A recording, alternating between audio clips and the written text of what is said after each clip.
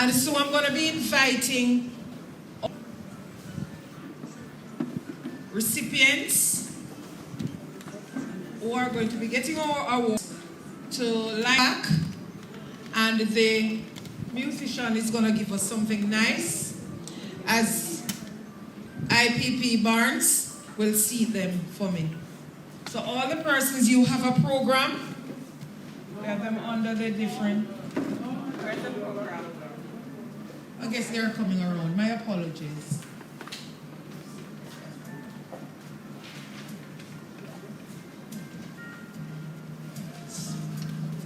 So we're going to invite, as soon as you see your name on the list, we're going to invite you to go to the back. Hear the nice song in the background.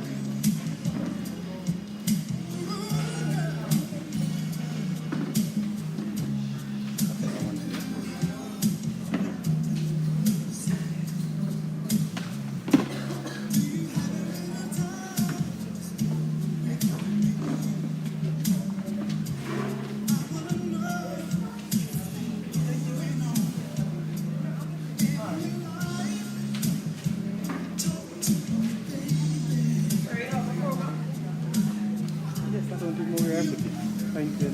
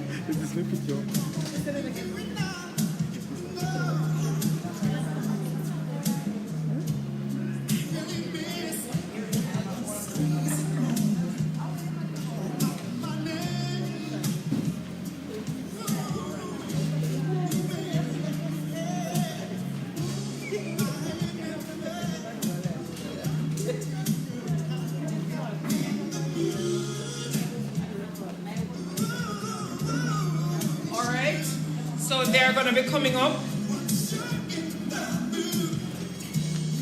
So all the awardees, once you're here, I just want you to come along. I won't be calling the names yet.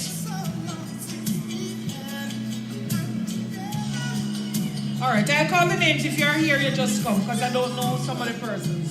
Alcimore Anglin, Kenrick Bennett, Rajiv Chatri, Wayne Heward, Keith Ibert, Damian Kelly, Gerald Morgan, Philip Pinnock, Stephen Scott, Calvin Walsh, Michelle.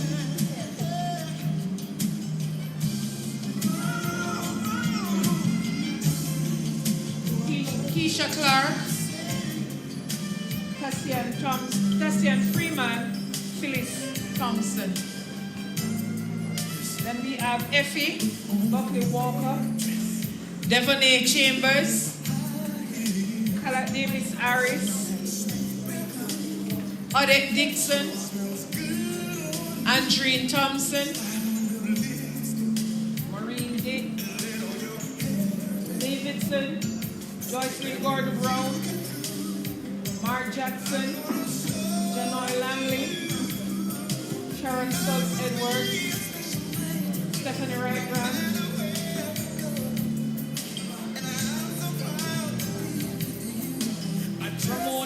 Bromfield, Devonay, Charlene, Elise, Michelle Barnes, Sheveen, Donna.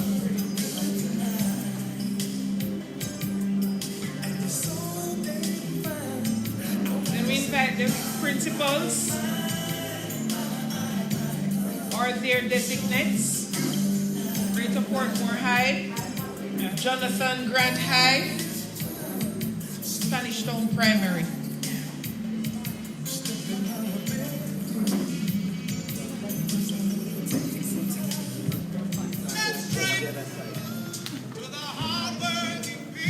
All right, so we also have our distinguished honorees, Mr. Benji, Ms. Davidson, Mr. Hugh Johnson, Mrs. Judith Spencer Jarrett.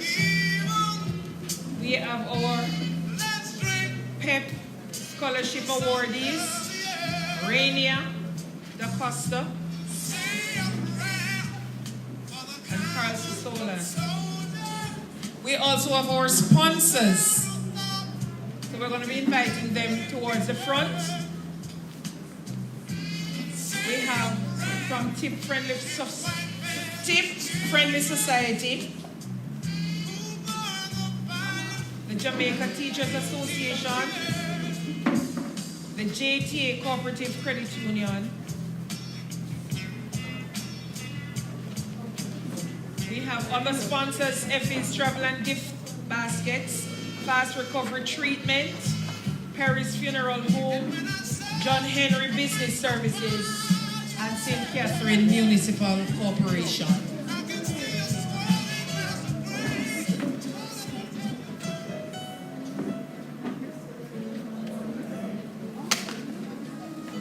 So those who are at the back now, we'll invite you to come a little closer as we're about to start. We want to apologize for the late start. We didn't have light here for the most part, so it's a good thing some persons didn't come early. We didn't have any light. But we want to thank you for coming. And we're going to begin by inviting Minister Laverne Knight to come forward and have devotions for us. When she comes, she'll tell us the church that she's affiliated with. I know on your program we have Pastor Katie and Carter Whittam, JP, but unfortunately, she's not here.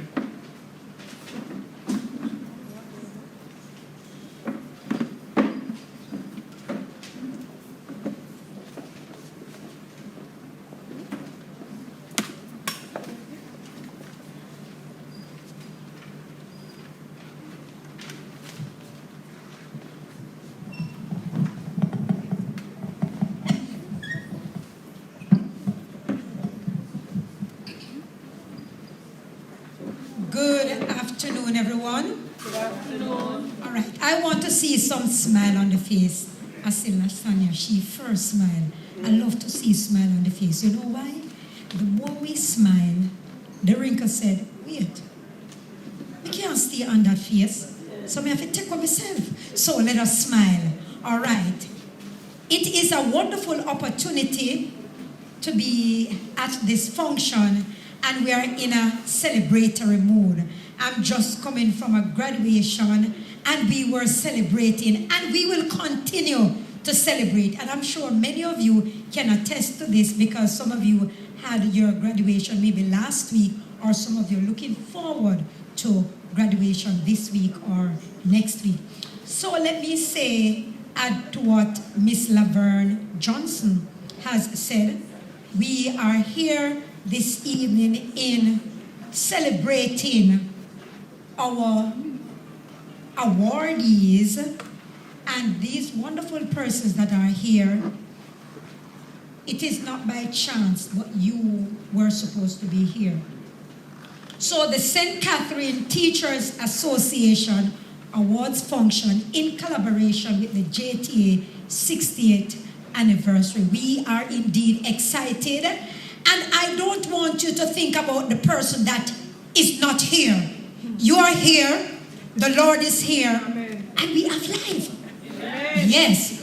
And I am always excited because you know why? Because when I can walk and I can talk and I can communicate with friends and relatives, I'm excited. Let us bow our heads. Amen.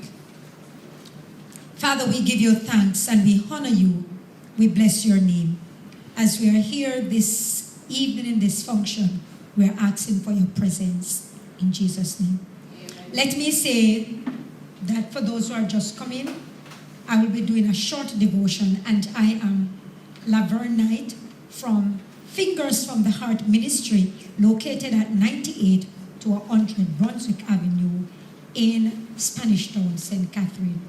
I'm going to invite you to stand with me, and we are going to be having a scripture reading at this time.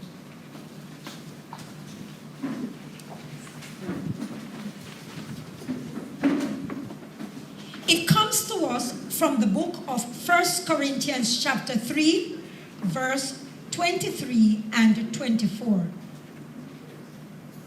And it reads thus: And whatsoever ye do, do it heartily as to the Lord and not to men, knowing that from the Lord you will receive the reward of the inheritance, for you serve the Lord.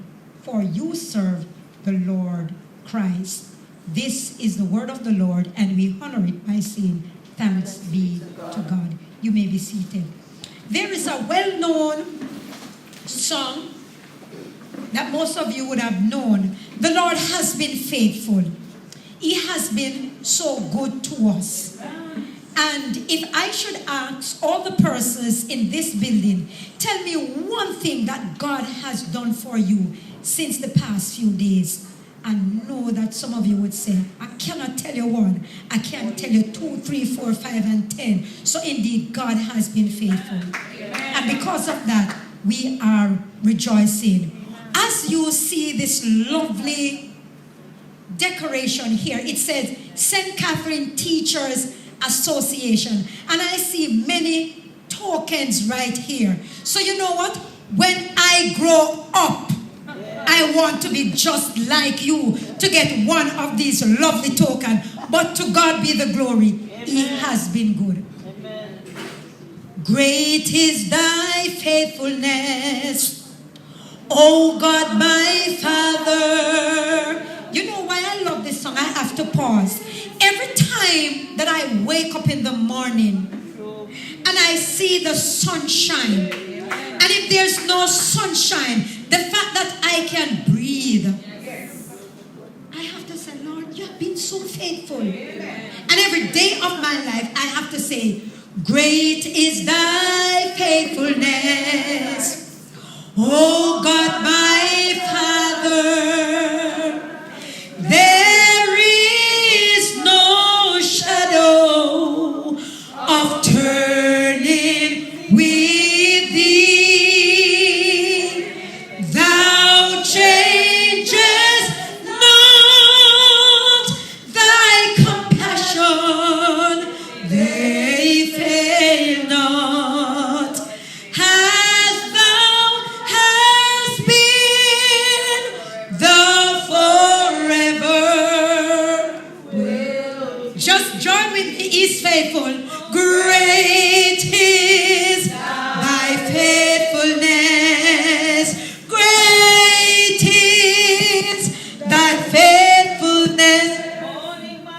Morning by morning, new mercies I see.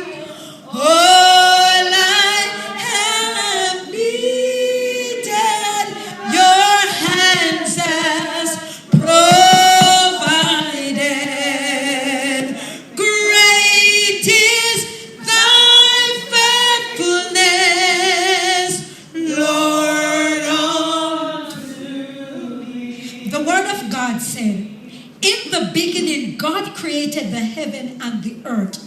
He spoke the word and things came into being. Can you imagine? So the Lord is reminding us as believers and as recipients and as teachers, we are going to make declaration not just over our lives, but over our family, over our children. And I'm sure this afternoon, many of you can say that sometimes in my life I struggled taking my child through high school or through the university. But when we remember how faithful God is, we can stand tall.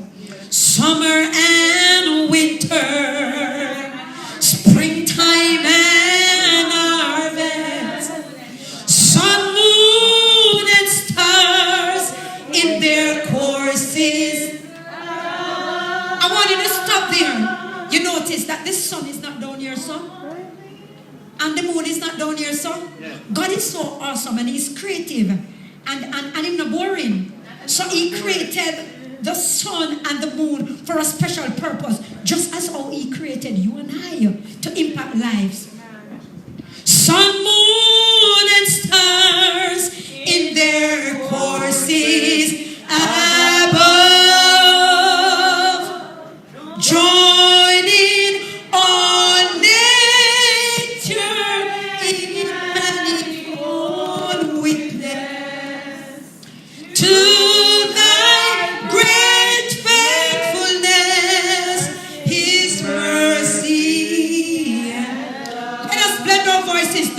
Great is thy faithfulness. Great is thy faithfulness. Morning by morning, new mercies I see. All I have needed, thy hands has provided. Great is thy faithfulness. Oh, great is thy faithfulness. Great is thy faithfulness, Lord, unto me. Put your hands together for the faithfulness of God. Whether we believe it or not, He is indeed faithful. Whether we have given our lives to Him, He is still faithful. And whether we want to give our lives to Him, yes or no, He remains faithful all the time. The theme that we are focusing on for this function, honoring 60 years of passion. You hear the word passion for the service to education. These recipients that are here this afternoon, it is indeed a wonderful privilege to be celebrating with you. You have reached a milestone in your life that you can sit and relax and look back. I always sometimes reminisce and I say, God, you have been so good. Saturday will be my birthday, and every time I think about when my birthday is coming, I am saying, Father, you're good. The more I get older in age, I am younger. Yeah, man. And because of that, I am so excited. Let us bow our heads in prayer. Holy Father, we come to you once more. We come to you because you have given us life. And there are many persons who, even though they have life, they cannot talk, they cannot walk. There are persons, as I speak now, they are lying on a bed of affliction, can't even speak. Somebody have to attend to them.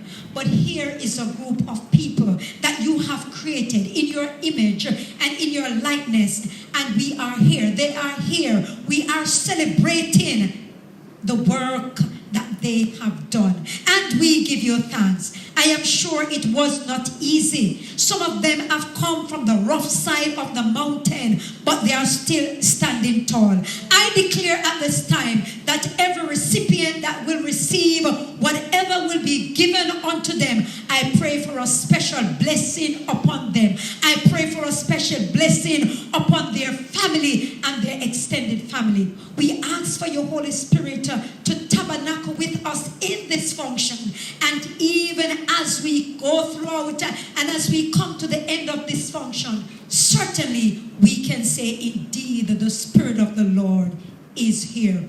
We give you thanks. We give you thanks for those persons who have put the program together. All those who come together to make this evening a wonderful evening. Lord, we say thank you. We can't stop thanking you because indeed you have been so good. You have been so awesome. And because of that, we are forever grateful. We give you thanks. May the Lord of heaven bless you richly as you enjoy the rest of this function. Now, Miss Laverne will be taking over the rest of this function. Do enjoy. Thank you. Thank you very much. Thank you very much, Minister Knight. Indeed, great is his faithfulness. I'm going to be inviting us to stand at this time as we shall do the national anthem.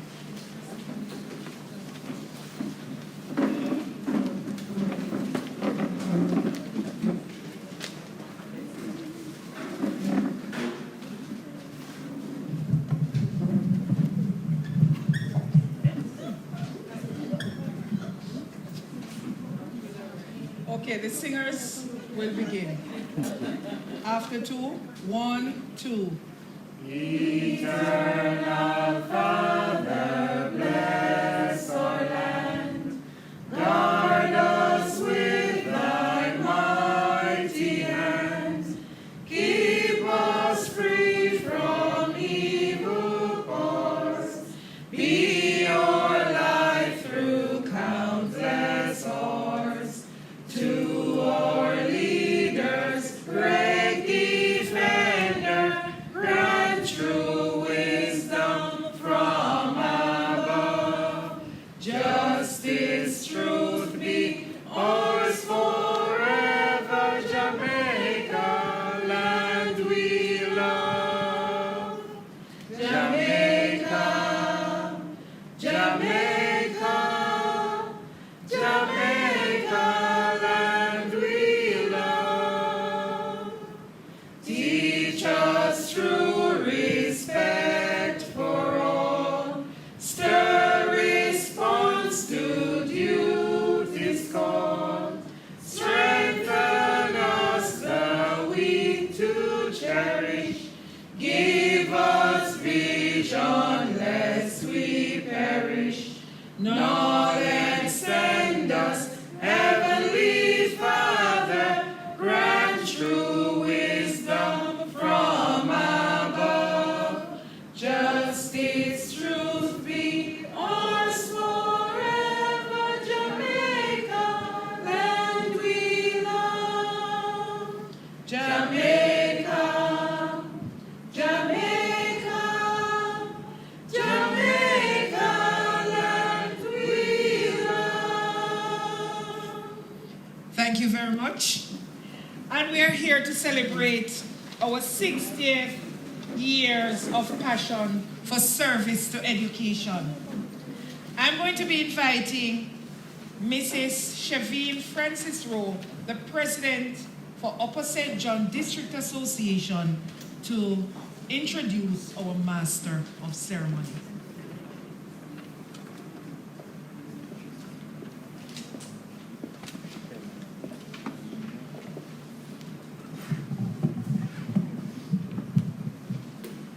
Good afternoon, everyone. Profile of Clayton Hall, Deputy Secretary General, Member Services and Industrial Relations of the Jamaica Teachers Association. As a child growing up in the quaint rustic districts of White River and Bangor Ridge in Portland, Clayton's grandmother, Myrta Grant, insisted on 2 things. 1, he should attend the Michael College, and 2, upon graduating, he should become a member of the Jamaica Teachers Association. Decades later, Mr. Hall stands tall on the scale of obedience as he attended Michael College and rose through the ranks of the JTA to become president in 2012. In September 1995, as a fresh graduate of the Ditchfield High School, Clayton began his journey in education as a pre-trained teacher at the Avocat Primary and Junior High School, and soon after fulfilled his grandmother's first directive when he became a member of the JTA, not only, but also contact teacher for the school. In 1996, Hall was elected president of the St. George's District Association in Portland. Having satisfied one of the directives of Miss Myrtle, Hall was now on course to honoring the second commandment. In 1997, he went on study leave and enrolled at the Michael College, where he received training for 2 years. He would return to Avocat for an additional 3 years before leaving for the University of the West Indies in 2002, where he pursued a bachelor's degree in history education. In 2014, he obtained a master's in educational leadership from Central Connecticut State University and is currently pursuing a doctoral study at Temple University. Mr. Hall rose to the ranks of the JTA as Public Relations Officer for Portland Parish Association in 2005 to 2006. He served as president of Maypen District Association in 2008 to 2010. He has been a member of the Education Conference Committee since 2008 and a member of Central Executive since 2009. Mr. Hall served on several vital committees of the association. He also rose through the ranks of the public school system as he progressed from being a school teacher to becoming the principal of the Four Paths Primary and Junior High School and later Spanish Town High School. Mr. Hall served as a JTA Regional Officer for the Western Region, where he served from 2015 to 2021. Mr. Hall was promoted to the position of Deputy Secretary General of Member Services and Industrial Relations Unit of the Jamaica Teachers Association in January 2022. Mr. Hall is married to Sophia Forbes Hall. The union has produced 3 children. Ladies and gentlemen, put your hands together for Master of Ceremonies, Mr. Clayton Hall.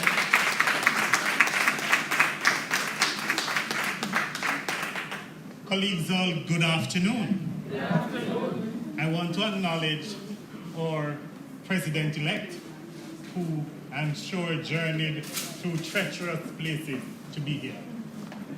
I also would want to acknowledge our immediate past president. The other president is not here, so we will save his acknowledgement until he gets here. The president of St. Catherine Parish Association and all other distinguished ladies and gentlemen in the audience, or awardees, especially the GSAT, not GSAT, I'm dating myself. The PEP awardee. Peppers. PEP awardee. We must also give a round of applause to our sponsors. Yeah, without sponsors, things tend not to go so well. I will do my best to make up for the time wasted giving that introduction to me by moving this program along very swiftly. Throughout this program, I will give you a historical lesson about the Choluteca Bridge and Hurricane Mitch. Since you are in the habit of hurricanes, we'll start now. The Choluteca Bridge, it is famously known as the bridge to nowhere. So when I saw the president-elect come in, I wondered if he used it.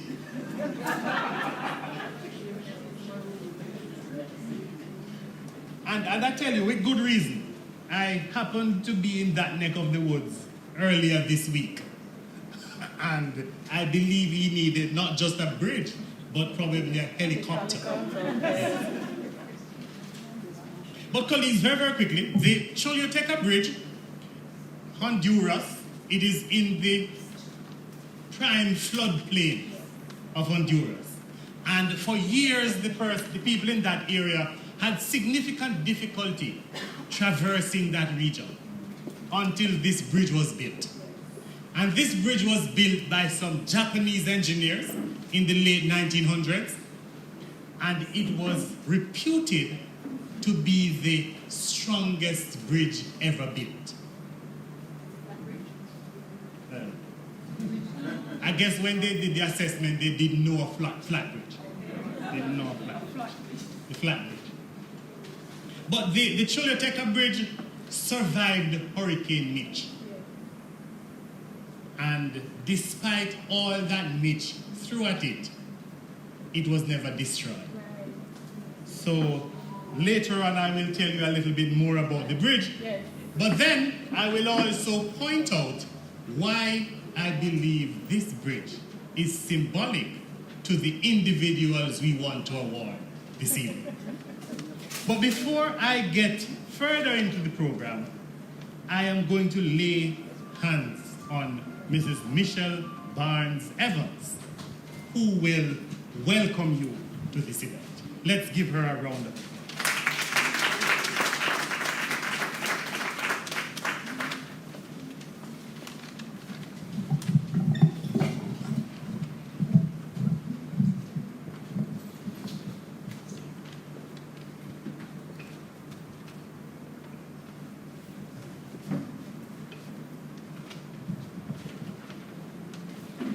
National President, Mr. Leighton Johnson, immediate past President, Mrs. Lasanya Harrison, President-elect, Mr. Mark Smith, Secretary General, Mr.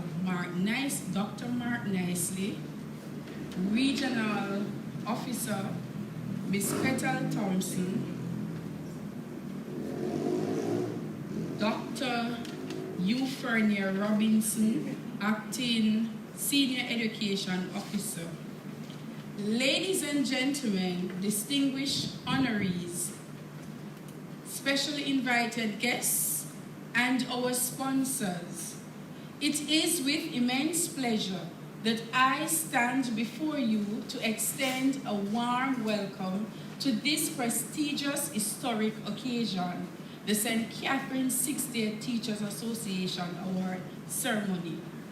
To our distinguished honorees, your presence here is a testament of your unwavering support, passion, and dedication to service above and beyond self. Today, we want to give commendation and acknowledge your invaluable contribution and stellar service rendered in various capacity to the Jamaica Teachers Association, both at the local and the national level. Let this award function serve as a reminder of your inspiration and innovation and sacrifice that has not gone unnoticed. Let us celebrate with our awardees and draw inspiration from our awardees as we continue to unite and serve. Welcome, welcome one and all.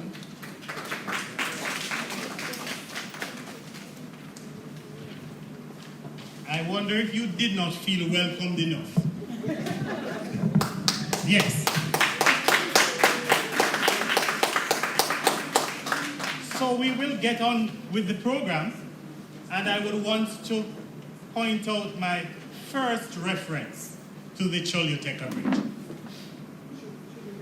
Choluteca, yes. I think that's the name. Like our awardees, the Choluteca Bridge at the time used the best technology available worldwide. Our awardees reflect that to me. And I can tell you why.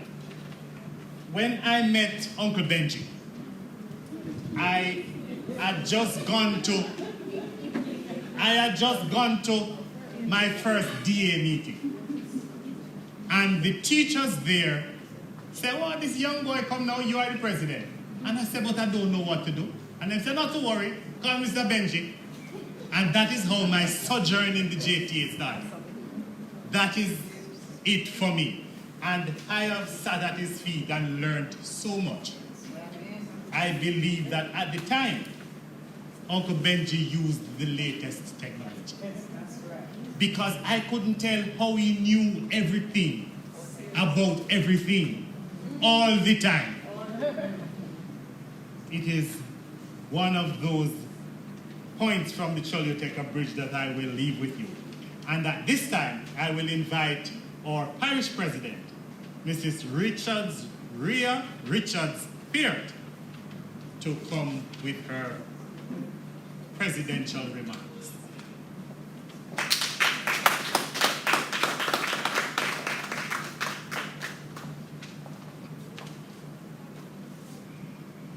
Good afternoon, everyone.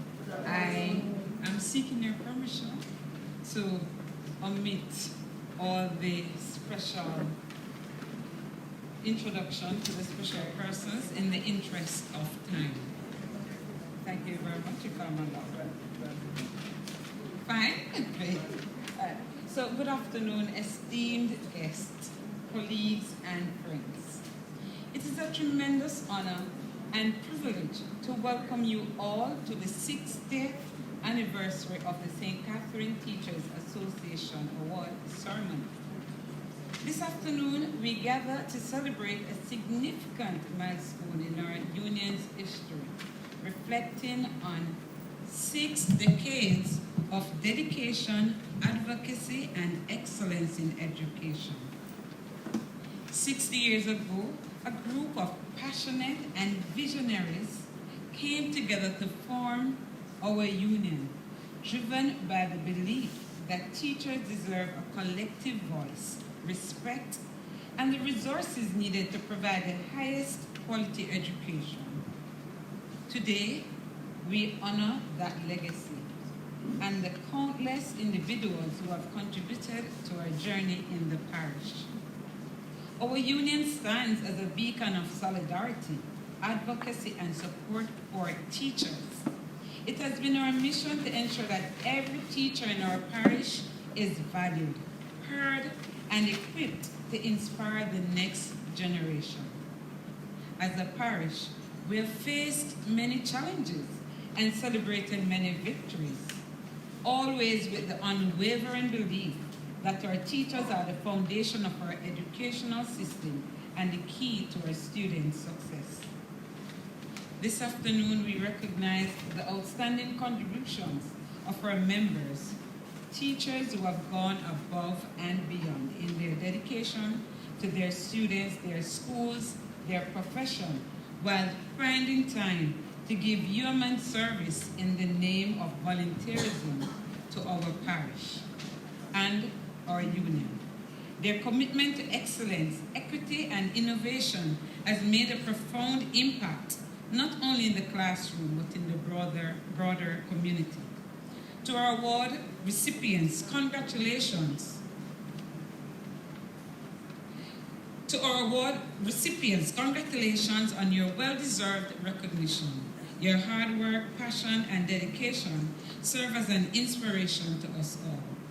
You have set a high standard for excellence in education, and your contributions have made a lasting difference in the lives of countless students. We look ahead with renewed commitment as we celebrate this significant anniversary. The landscape of education is ever changing, and as a parish, we will remain steadfast in supporting whoever our national president is to advocate for our colleagues and the future of education. We are committed to embracing new challenges and opportunities, ensuring our colleagues are supported and empowered to continue their vital work. Today, we honor not only our award recipients, but all our colleagues who work tirelessly every day to educate, inspire, and support our students. In closing, let us celebrate the remarkable achievements of the past 60 years and look forward to many more years of advocacy, support, and excellence. Together, we will continue to unite and serve. Thank you, and enjoy the rest of the afternoon proceedings. Thank you kindly, Madam President. The other thing that the Choluteca Bridge did was to solve problems. It solved the problem of the individuals living in that area getting from one place to another. Our awardees today are being honored because they solved the problems we had. And for that we are grateful. To solve the problem of our missing president is the invitation of our immediate past president to bring greetings. Colleagues, help me welcome Mrs. LaSonia Harris.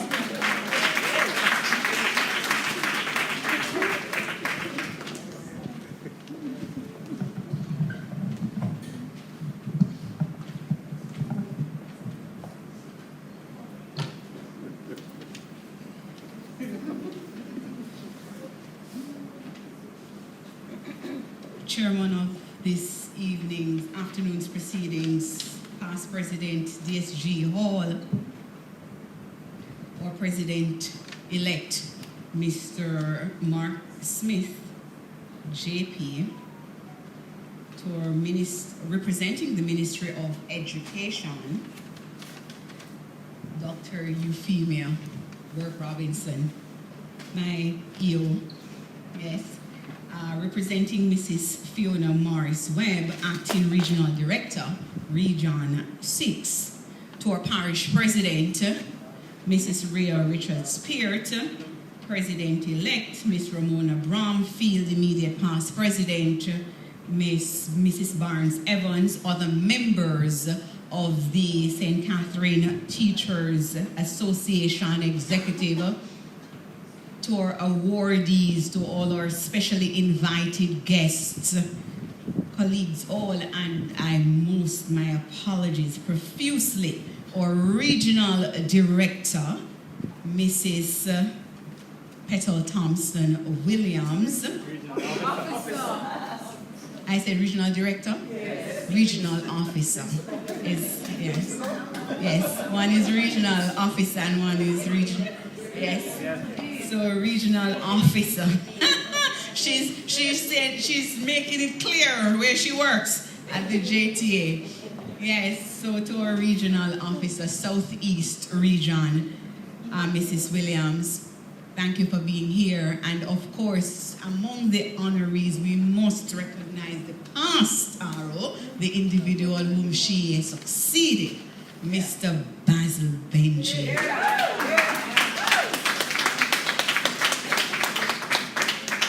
Mr. Benji's name precedes him. Yes. To all our friends and well-wishers, sponsors, everyone, good afternoon. We have to especially, all the honorees are important, but we have to highlight Mr. Benji. Like moderator, when it is I went to Holy Childhood, had a challenge. I was named contact teacher, but then had a challenge in terms of, you know how they say if you're in a clear vacancy and then they say that they're giving somebody else. So somebody said, just go talk to Mr. Benji. Yeah. So I just went and had a conversation with Mr. Benji, and then he said, no worry yourself. Yes, you permanent. Make them go and do all what they want to do. 1 year pass already, they don't give you no letter, they don't say nothing to you. You permanent. Just settle yourself. Yes. So you talk with Mr. Benji, and it was many problems have been solved. So many of us can testify of saying. But today we're gathered to honor those who have served over these, I'm sure nobody's here for 60 years, yes, but there are those who would have been here for a good portion of same. They're here, we're celebrating them because of their passion and their service to education, and certainly to this union that is celebrating 60 years of existence. 60 years diamond. If it is that you know how the diamond is processed, it goes through a process, pressuring. You have to hammer it out, you have to chisel it out. You never see a diamond that you see on many women like wearing, and that fine, refined thing is not what you pick out of the earth. It is oftentimes buried, embedded, and you have to chisel away. And so the JTA has chiseled away many storms and many challenges for the teachers of this nation in order for education to be as it is today. The Jamaica Teachers Association has given yeoman service in representing the teachers of this nation. I think an applause is worthy for the Jamaica Teachers Association. Conditions of service certainly are salaries, but just working out those little nitty-gritty things like I explained as it was my situation, and so representing the teachers on the ground with those interests and those things that are common to them. So we want to thank those who not only are national presidents, who are the voice and the faces of the association, but we are now at the district association level, at the parish level, and that is the purpose of these functions, for us to honor those persons who are chipping away in their schools, who are representing their colleagues to the best of their ability to ensure that the legacy of 60 years and beyond continues. And so I want to encourage you as you go in your passion. It says passion, and I'm often one that they talk about when it comes down to passion, you know. Yes. So a strong or extravagant fondness, enthusiasm, or a desire for anything. It is our passion, it is your passion that is being celebrated and honored today, because without your work at the grassroots level, the JTA could not stand. So we want to thank you, we want to applaud you for your continued labor of love and service. For those who work at the lower level, in the DAs and the PAs, we know what it is that we do to sustain the Jamaica Teachers Association, and so we want to honor you today. We want to tell you thanks for your labor of love. Continue to work, because the next generation of teachers are depending on you. The next generation of teachers, the future of education, is depending on your service, your representation. This is not a selfish work, and it is a work that we keep on giving, and the reward will come to us. So today, we're gathered here to give you a small token of our appreciation. It is an award from man, but only God can give you a reward. May you continue to be faithful as we continue to unite and serve. Bless you.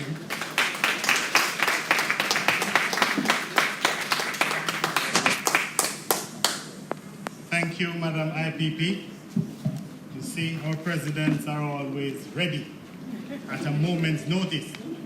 But she got to a point where I believe you should acknowledge that the Chiluteka Bridge was a benefit to others. And that is the foundation of why we award individuals.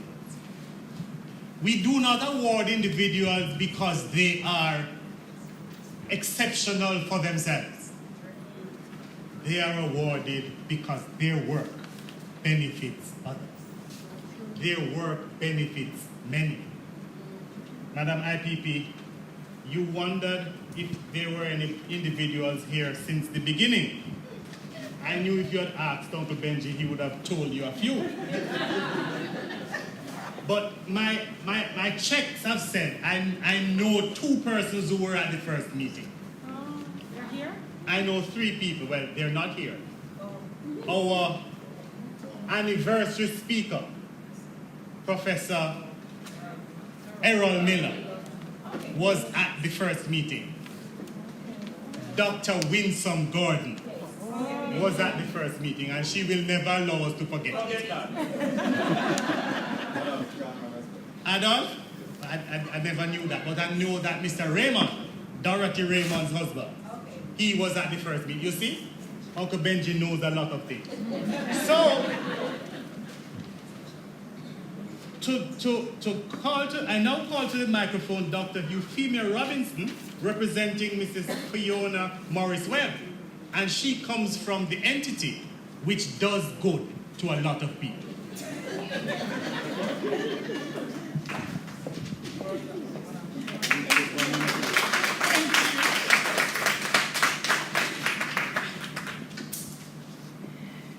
Let me acknowledge our Master of Ceremonies, Mr. Hall, and our keynote speaker for today, Mr. Mark Smith. Mark Smith, you remember me? Oh, yes. Let us say no more. Let me acknowledge our immediate past president, Mrs. Lasanya Harrison, and I'm so happy to be in your company again today. Our parish president, Mrs. Peart, and all our other distinguished guests and other members of the executive. Let me also acknowledge our awardees. You are the reason we are here this afternoon. Let us put our hands together for our awardees. And as Lasanya said, that Mr. Benji, I am so happy that I came here this evening, because guess what? From I started in education, I heard of it. Stand up, Mr. Benji, look where you good. Yeah. Look at the gentleman, put your hands together for Mr. Benji. Sir Benji, I heard about you. I never have any problem like Sister Lasanya that I had to call on you, but I knew of you. And so I am so happy that I am in this space with you now, and I'm able to meet you and to breathe the air that you are breathing. Let me now hastily, on behalf of the Ministry of Education, and in particular the Region 6 family headed by Mrs. Sophia Forbes Hall, and now we have in the seat Mrs. Fiona Morris Webb. She is acting regional director. Put your hands together for the young lady.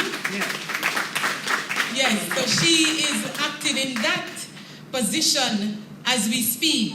And so it is our regret and it is my opportunity to greet you. I'm here and I'm enjoying the company and I'm anticipating good food when I'm finished. Amen.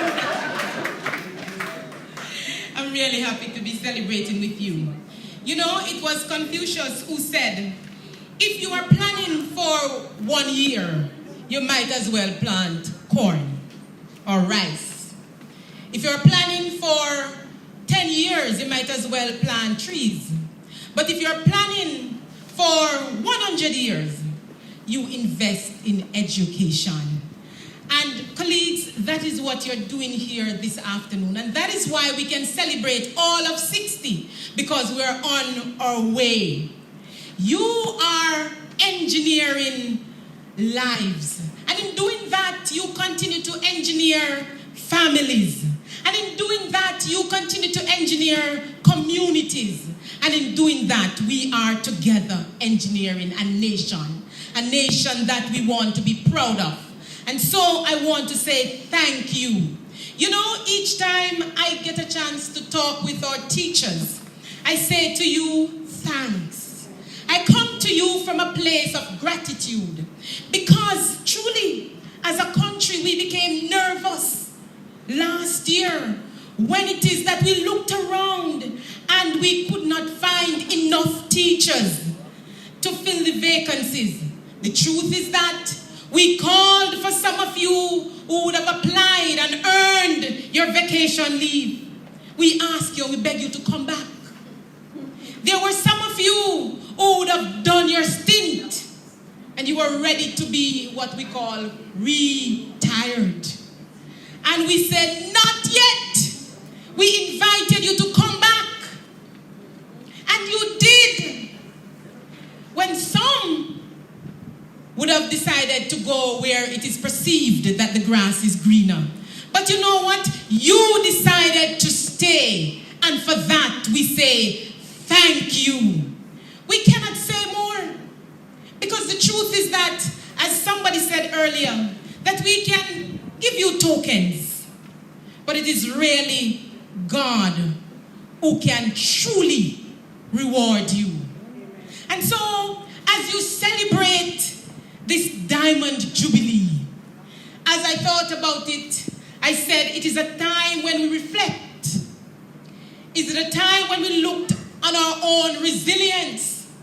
But as you look on the resilience, I want you to also look on the successes, because it is only because you are a successful organization that you can celebrate not 50, not 20, but all of 60. Put your hands together.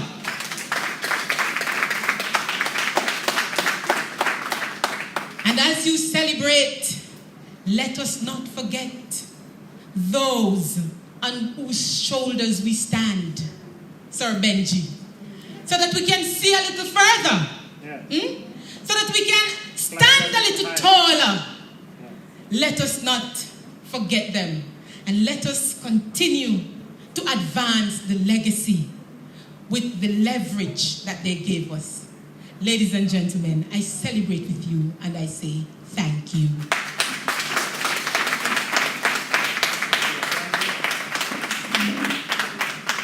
We, in fact, love the sound of that. Dr. Euphemia said she cannot say more. I am going to suggest just one amendment. I stand to propose that the word say, the first letter, be just rolled back 3 letters of the alphabet. From F to R to Q to P.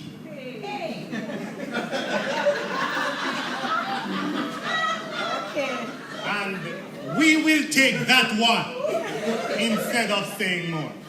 But we want to thank you. Colleagues, our awardees this afternoon would have withstood great obstacles. They would have given up vacation leave. They would have foregone retirement. They would have fed, clothed, nursed, counsel, police. They would have done the gamut. Yes, investigations are a critical part of what teachers do. And before recently, they would also enlist the services of a simple piece of leather to correct reproach. That will not be done, no, Madam. Not be done. Like the Choluteca Bridge, who withstood Hurricane Mitch, our awardees this evening lived up to the expectation that was set for them. At this time, I will invite 3 individuals, well, 2 in that order. I will invite Alia Martinez to give us an item, after which Mrs. Stephanie Wright Grant, did I get it right? Yes. Mrs. Stephanie Wright Grant will introduce our guest speaker who withstood great obstacles getting here. Alia. You want to do it alone, Alia, or would you like me to do it with you?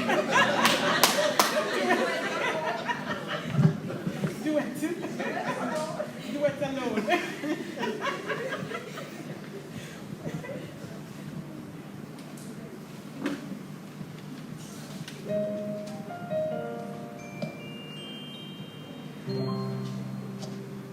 Covers PH.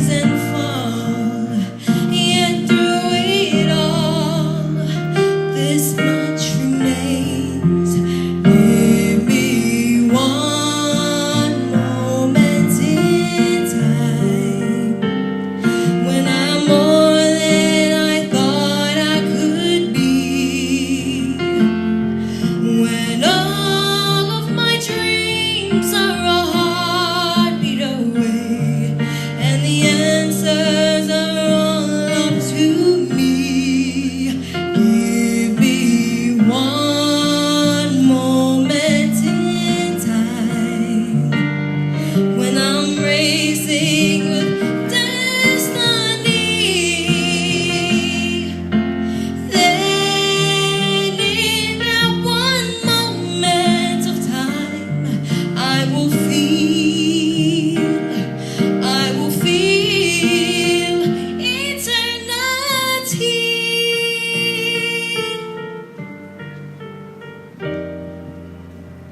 I live to be the very best. I want it all, no time for less. I laid the plans, now lay the chance here in my hands. Give me one moment in time, when I'm more than I thought I could be, and when all of my dreams are a heartbeat away, and the answers are all up to me, give me one moment in time, when I'm racing with destiny. Then in that one moment of time, I will feel eternity. You're a winner for a lifetime, if you seize that one moment in time, make it shine. Give me one moment in time, when I'm more than I thought I could be, when all of my dreams are a heartbeat away, and the answers are all up to me. I want one moment in time, when I'm racing with destiny. Then in that one moment of time, I will be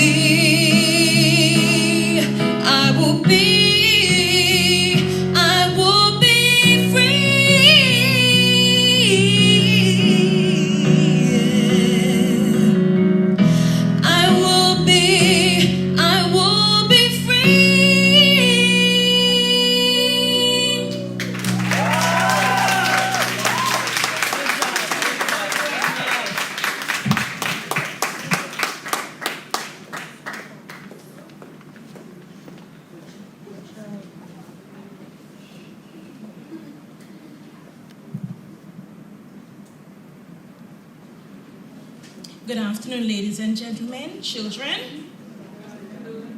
Profile of the guest speaker. He is a career educator. He presently serves as headmaster of Monroe College. Prior to holding his office, he served as an education officer with the Ministry of Education. He has over 23 years of experience in the delivery, development, and administration of education in Jamaica. He is presently pursuing a doctoral degree in educational leadership and administration with Temple University. And I think he has successfully completed that program. Congratulations. He also holds a Master of Education degree from St. Mary University in Minnesota in teaching and learning. In addition, he holds a degree in counseling and a diploma in visual arts. Fueled by a strong commitment to lifelong learning, he has also embarked on and been certified in a series of advanced studies in artificial intelligence, business administration, neo-linguistic programming, educational leadership, optoelectronics, and computer networking, to name a few. Prior to joining the Ministry of Education, he was employed at Vere Technical High School for several years, serving as head of department before eventually serving as vice principal. He also served as a lead inspector with the National Education Inspectorate, NEI, with responsibility for the quality assurance and supervision of inspection teams. He also served as a lecturer facilitator with the National Council for Educational Leadership, NCEL. In addition, he has served as a teacher at the primary, secondary, and tertiary levels of the education system. Wow. He worked for a brief period with the National Council on Education and the Caribbean Examination Council.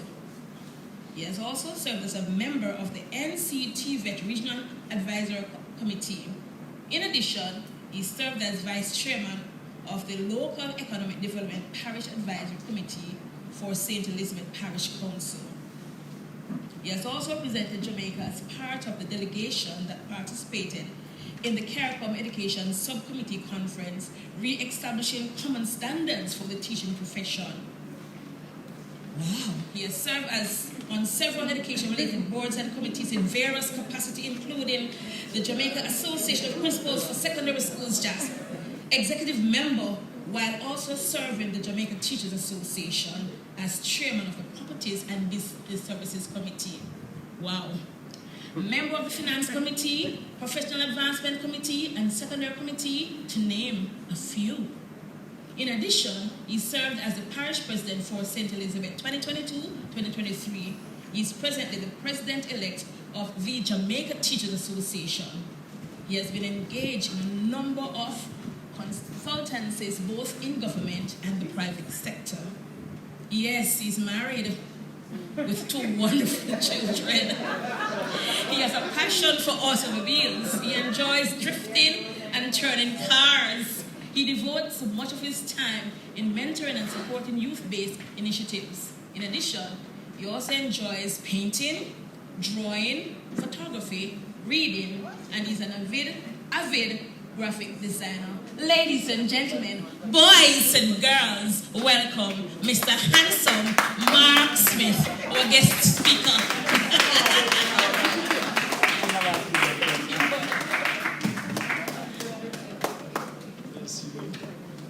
Thank you so much, Stephanie. My goodness. Good afternoon, everyone. Listen, the protocol has been established, but permit me to recognize our master of ceremony, the one and only Mr. Clayton Hall. I'll give him a big round of applause. He's doing a fantastic job. And of course, Dr. Euphemia Robbins. You were a doctor when we met initially. No. Acting SEO, bring greetings on behalf of the Regional Director from the Ministry of Education. Of course, our immediate past President, Mrs. Sonia Harrison, and I can always depend on her to give a rousing statement. No matter what you ask her to do, she's going to give it with some oomph and passion. Give her a big round of applause for me. And of course, our parish president, Rhea, I think it's such a pretty name, Rhea, yeah? Rhea Johnson and Rhea Richards Peart. Okay, I'm trying to get her married off to somebody else, huh? Rhea Richards Peart, yeah. Thank you for having me, and of course, all the other members of the executive team, the St. Catherine Parish Association, and I must say that this is my place, this is my hometown, 50 Young Street, that's where I grew up, huh? And of course, all the amazing awardees, not just, of course, Mr. Benji, although we hear Mr. Benji name because he's a legend, but all the awardees, all our PEP awardees who are give a big round of applause, ladies and gentlemen. Good afternoon once again. as I start, I'm a Spanish Town man, and when I started, teaching, I was at but I didn't start at Veer but when I got to Veer Technical, I remember being in Clarendon, and they said, "May pen is no play pen," and they said, "But this man come from Spanish Town." And so I remember one time when they're talking, I said, "Listen, you have to be careful." And I said, "See, gun finger, the same thing." And I said, "Why not assume that because I come and hold now?" Listen, I hold my tongue, madam. What are you trying to pull me out? But I won't be long. I know we have quite a bit. And one thing I've learned, people don't come to hear the keynote speaker. They come to celebrate with our awardees, all right? So I take instructions from my wife, a lovely kiss, keep it sweet, then sit down, yeah? And so let's move forward. I am coming to you as the MC would have indicated, all the way from St. Elizabeth, Monroe College. By now, I would have gone viral in my school. Very sad what has happened, not only to Monroe College, but the entire St. Elizabeth and the neighboring parishes, Manchester, and I know Clarendon also got a battering from it. It is truly tragic. Yesterday, I took the opportunity to tour the areas that were damaged, and we gave out care packages, even in our crisis and our pain and our loss. I said to my staff, we must still, from the little we have, give back to others. And so we went around, and it was heartrending to see families with their entire roofs removed, and they had to be sleeping under sometimes tarpaulin, and you have individuals sleeping in a church hall. Really tough. So I asked to pray for them. Even as we are here celebrating, I want us to understand that there are others who are going through very difficult times at this point. And so, you'll hear me say it over and over that in everything, give God thanks. Is that right, ladies and gentlemen? In everything, ladies and gentlemen, just give God thanks, because it can always get worse. No matter if things are bad now, it can always has a capacity to get worse. And so we must always thank God for his small blessings and his big one. One of the things I said to my staff, I had a staff meeting on Monday, and we brought out individuals, we pulled together to do a cleanup of the school. And while I was there with them, I said, it feels as though our school has been broken into 1,000 pieces. But last time I checked, even broken crayons can still color. And so we must take from that, that there's still the opportunity for us to do good, to rebuild better than before. And, not talking too much about what we have endured, but I used it as a great opportunity to underscore, as an association, 60th years, we celebrate all that we would have endured to get to this point. We'd have crossed oceans of time to get to this point. 60 years, or a diamond jubilee. Give the JT a big round of applause. That one sound like some people did not eat anything before coming here, yes? Certainly, our union, the JTA, the Jamaica Teachers Association, which has been fighting for over the past 60 years, for the right, advocating for the improvement of the lives of teachers, must understand, never take this for granted. Too often, as I travel across the island, and I've had the amazing opportunity, traveling sometimes with Madame Lasanya Harrison and our President, Mr. Clayton Hall, Mr. Leighton Johnson, traveling across the island. And, when you meet with teachers, sometimes you will hear some of them say they want to pull their membership. They don't believe in the JTA.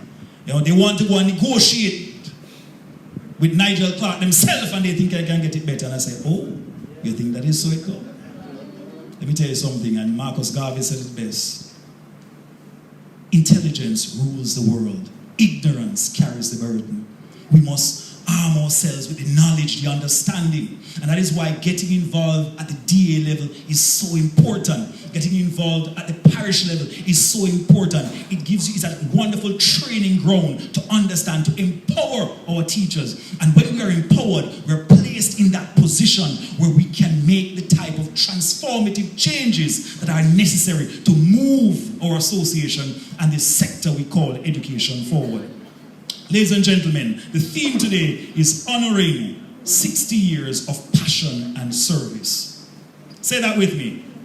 Honoring 60 years of passion and service. And oh my goodness, it has been 60 glorious years. Don't listen to some of the naysayers and the negative people that would want you to believe that as a union we have been a failure. There was a time in this country when we did not even have a representative on the board.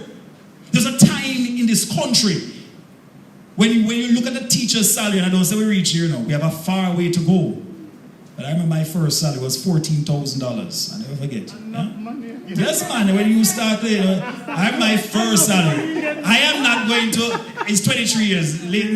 Clayton, you know you, when is the 20? Clayton, you know that you, despite the look, you still look very youthful enough. So. We've come a far way with the salaries, though. Yeah? But we must understand we are not there as yet. And my very good friend, Doc, I know you spoke about those who have left, and I said it to me every time I get a chance to stand before the ministers. Minister, it is no great enigma, it is no great puzzle as to why people are leaving. People are leaving to improve the standard of their lives. Yeah. Let us stop pretending as though there is something that you need some special mathematical computational ability to figure out what the problem is. Yeah. Yes, I believe the conditions of service must still be something that we put a lot of pressure and focus on. But the reality is, for many of our teachers, after spending 4 years, much like many of their other professional colleagues, when they see what they take home, it does not justify the sacrifice that they have made. And that is a big part of that teacher migration challenge that we have. And I want to speak to you this afternoon briefly. As I said before, I'm going to keep on remembering, what I've learned in my life, is that my capacity to speak often outweighs my audience's capacity to listen. So I constantly telling myself that, not to just keep on talking, because I'll do that, yeah? But the reality is, ladies and gentlemen, we must understand and appreciate the reality of where we are in 2024 as an association. While we celebrate and all the jubilation of celebrating the 60th year, we must understand that there's a lot of work to do. There are a lot of mountains for us to scale. There's a lot of convincing to do. We must boost and increase our membership base. We must go back into our schools. And I keep on saying that we talk about the DAs being the lifeblood of the association, the schools and our contact teachers, and building the type of relationships within our school, those networks that will uplift those days and make them not on life support, but be heartthrobs, be the very engine that drives the association, that drives the parish association, that drives the national policy and the direction. I often say that too often we hear our teachers get very upset about the salaries that are accepted. When I sat with one the other day, a school that we visited with the president, Mr. Johnson, and he got very tense, the exchange. And the teacher said, you accepted that offer. But the reality is, ladies and gentlemen, many of us, we don't get involved in the process at the DA level. How many persons have ever put anything on a claim? How do you fill out a claim for? Huh? We don't get involved. We think advocacy at that level is somebody else's job. We have ceded the responsibility more than anything else. This is a democratic organization. It's an organization that believes in the grassroots support. And so we have to make our voices be heard. We can't sit back and hope that somebody else will figure it out. And only when it gets to the latter part that we are interested. And usually by that time it is too late. We have to get involved. And as we enter a new negotiation, a round of negotiation, this new dispensation, I'm calling on all our members. I'm calling on the individuals across the length and breadth of this island to be mobilized, to be willing to be a part of the process, to bring our collective numbers to bear. We cannot sit by idly and allow another 4%. We cannot sit idly by and allow a substandard offer. But I will tell you something. I remember our dear president, and I voted with her every single time to refuse the offers. I can say that with a clear conscience. My wife is a teacher. My mother is a retired teacher. It is a dominant profession in my family, teaching. So I understand it more than anything else. I started from the lowest ebb on that ladder as a pre-trained teacher, and I've worked and really journeyed through to the point that I'm at. I was third principal like that. And so I understand. I remember those days when I used to literally buy one lunch because I couldn't afford to buy 2 meals. And I can't cook, so I tell you. You know, I wasn't very good with the kitchen. And I tried, ladies. As some of you looking and say, watching can't cook. Huh? Typical. No, I tried, but I've burnt many a chicken in the pursuit of a good meal. Yeah? Never really worked out. And so I remember when I wanted to go and do my bachelor's. And I thought it was so sad. As a professional, Mr. Benji, as a man who said I'm a teacher and I go to university and you have to decide what am I going to cut from my grocery bill. Because I can't increase. And I did a little job, maybe to buy and sell a car on the side in order to try and get some extra money. And still it wasn't enough. I remember that. It is seared into my mind and my consciousness. I have not forgotten the plight of teachers in this country. And it still continues today. I remember you could open my cupboards in my kitchen and a mighty rushing wind would come out. I'm not ashamed to talk, huh? Mr. Benjamin, serious man, mighty rushing wind. Nothing inside here. I remember going to the supermarket and I'm a man. Thank you, Stephanie, for saying me look good, yeah? But Stephanie, I like smell good too, yeah? So me make sure say all my toiletries, that's one thing I spend money on and buy my colognes and my things, yeah? Everything else was on the chopping block. And I was talking to a friend the other day. I said, you know what? I remember the days when if I bought KFC, I know I couldn't buy lunch. If any day Friday you feel like you want to treat yourself, you know, say you cannot buy lunch come one day in the week. And that I think is a travesty for the engine of economic development that teachers are. That's what we represent. And we hear a lot of talk about it. I'm sick and tired of going to meetings, and I go to a lot of these meetings and ceremonies and hear people stand up and pontificate about, I'm a doctor and I would never be the doctor I am without my teacher. I would not be the great businessman I am without my teacher. But then, when it comes to paying teachers, everybody have a problem. I have a problem with that because there's a misalignment between what you say and what it is that you do. As a country, we are dealing with the ramifications of that today. An underinvestment in education. And people will say, but Mr. Smith, what are you talking about the underinvestment in education? Look how much money the government spend on education. But is it enough? People tell me that we don't have any more money. I have a friend, he's an economist. And he said, Mark, I hope that when you get to the office of JTA president, that you do not go up there and all you talk about his salary. I said, hold on, my friend. Don't worry. Let's just pay the teachers what we talk about it. We can't solve that problem. Pay them well so we don't talk about that. Huh? Because there are so many other issues that we tackle. There's another narrative that is often peddled by those who seek to create discord and really undermine the work that teachers do. And they'll say things. You'll hear it on the media. I won't call any name. But you have those who say, all the JTA talk about is salary. Lie. Lie from the pit of hell, I can tell you. Is that right, Mr. Benji? From your time until now, we have been advocating for significant change in the education system. Change that will help our children. Change that will help our parents. Change that will restructure. But oftentimes, it falls on deaf ears.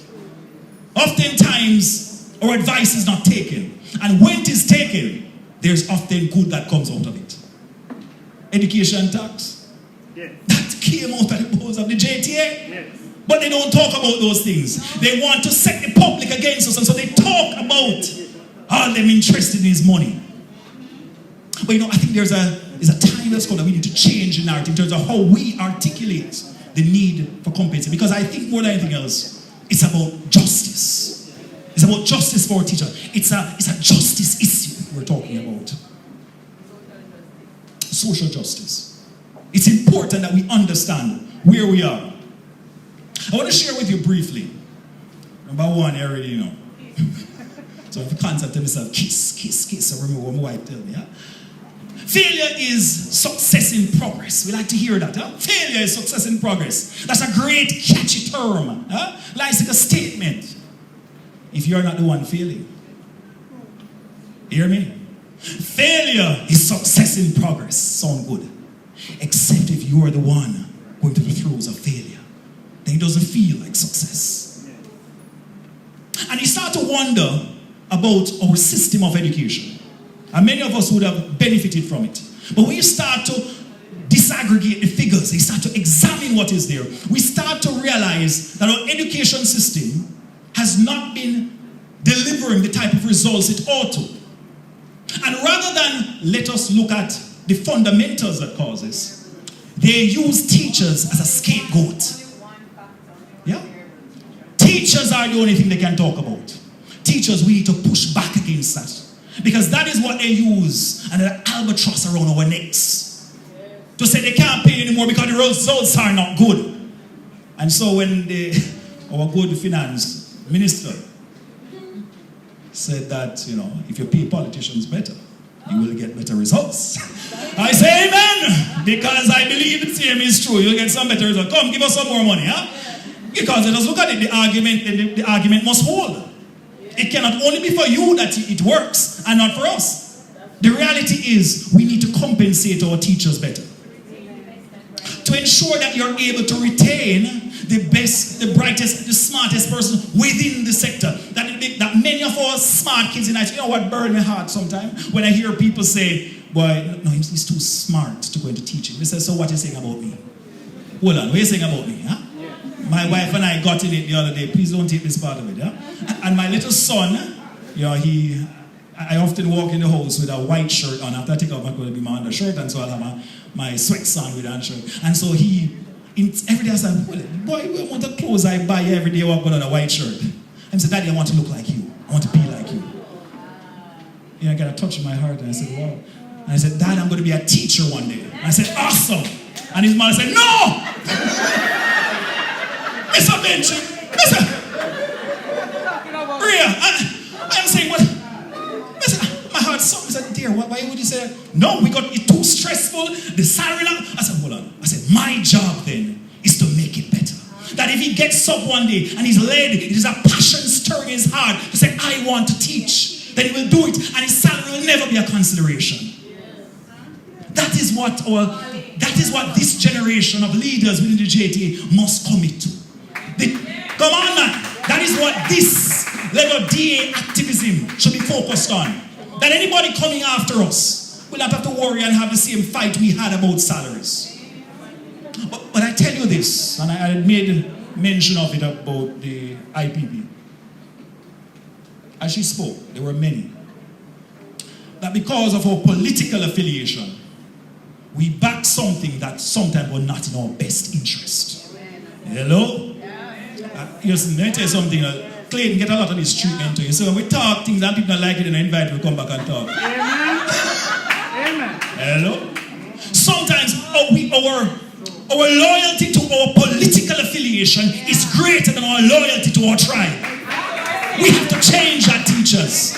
Too often, when we are in any meeting and we're strategizing how to approach the government, before we go, meeting terminated the government, whether it's PMP or JLP, they already have the information. I have friends who are police, I have friends who are junior doctors, and you can't get not even a morsel of information from them.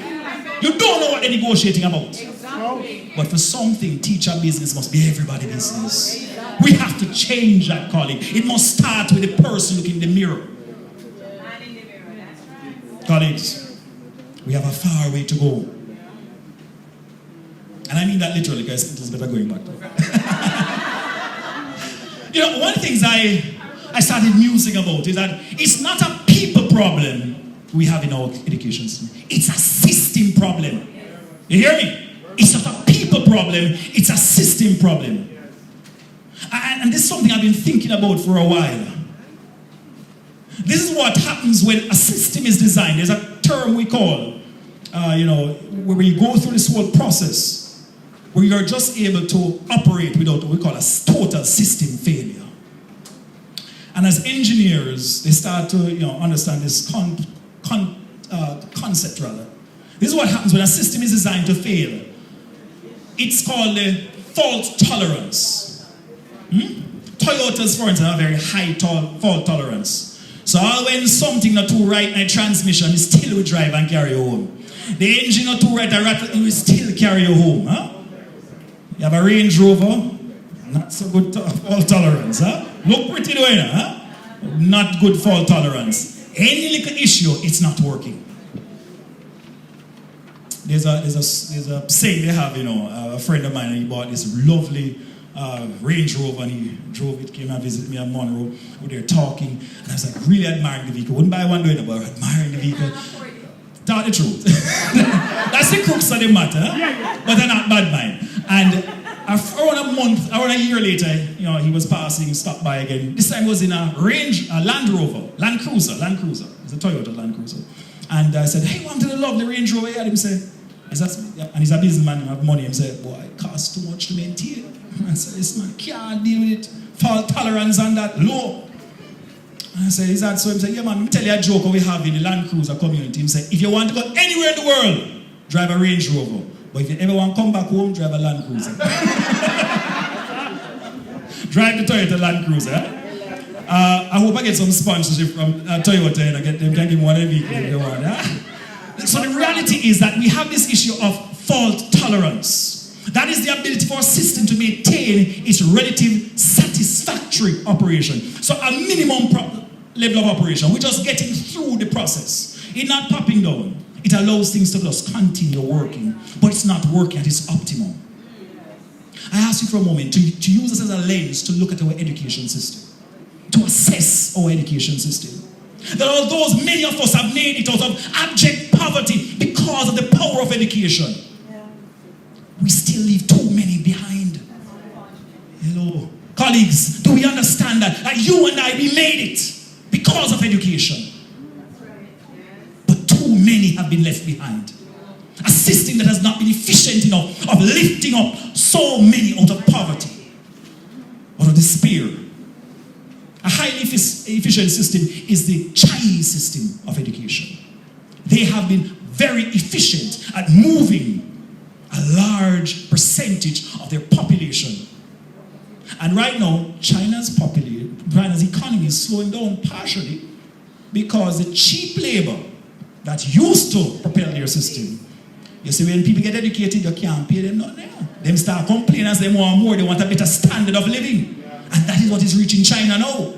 And so they can no longer be competitive. And so the Western economies are now looking for the next cheap labor. You know where they're looking? India. But I say to you, colleagues, we must not desire to enter that race of cheap labor for our people. Instead, we must be looking up market, the skill sets. But how do we get there? I put it to the Prime Minister and I put it to the Finance Minister that it requires a strategic investment in our education system. The reality is, colleagues, what we have is a system failure. Is a system issue that is teetering just enough. When I look at it, I saw Wayne Wesley, very good friend of mine, Dr. Wayne Wesley, and we were having a chat, and I said, Wayne, it is not meeting the needs of this country. Exactly. I don't care what I mean about the Barbados. It's not meeting the needs. We're leaving too many children behind. Listen, there is some statistic that came out and it was mentioned nationwide. That we literally have 65% of our population between the age of 25 and 59 that don't have a single CXC. And it starts that you wonder if this is it. So what we did, post independence, is that we looked, and rather than coming up with an education system that reflected the needs of our people, oh my goodness, we started to create a system that was built in the image of our former colonial leaders. A system that replicated the A-level and the grammar school design, but it was not well aligned to our needs as people coming out of slavery, coming out of repression. And now we're dealing with the realities of it. Our education system should focus a lot more on social emotional learning. Those skill sets, understanding that, listen, you don't have to have a degree to be effective, to be educated. This bag of subject, there's this brilliant speaker, and he said the other day that it's making the rounds, went viral. He said he went to, he passed 160. And yeah, everybody hear that one. You go 160. And him say, but why not pressure me? And he say, it's 4 you require. I may have 1 so that we can do the part-time school.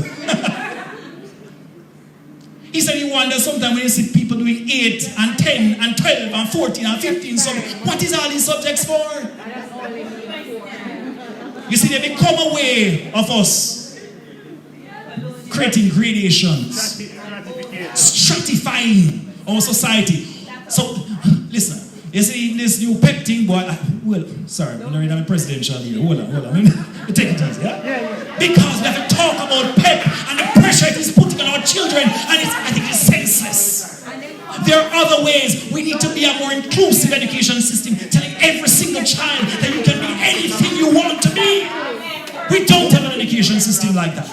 We must turn the mirror, we must turn the spotlight on this system we call education to ensure we're not just operating within the realms of fault tolerance, but we're ensuring that we enrich the life of every single child that comes before us.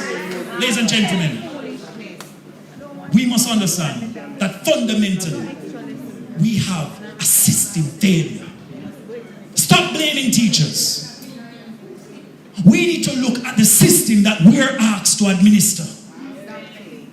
And what we come in, and I can tell you, I used to be an education officer, so I can talk from experience. Yes. And that's why I decided to leave there. I said, let me roll my hands up and go back to what I thought made more of an impact. When we look at the economics of education, don't forget, I remember Jamaica spends comparable 5.2% of its GDP and 90% of its budget on education. And when compared, honestly, and I believe in looking at the facts, honestly, among middle-income countries, we are comparable. Statistically. But I'll tell you something. There are 3 types of lies you'll find in this world. Lies, damn lies, and statistics. So don't get caught up with statistics. What statistics mean is far more important. And when we drill down to the impact of that data, and what that really means is that we spend, and this is bringing into account the amount of money we spend on a teacher's salary, the upkeep of the school, everything. We spend approximately $2,064 per student on education.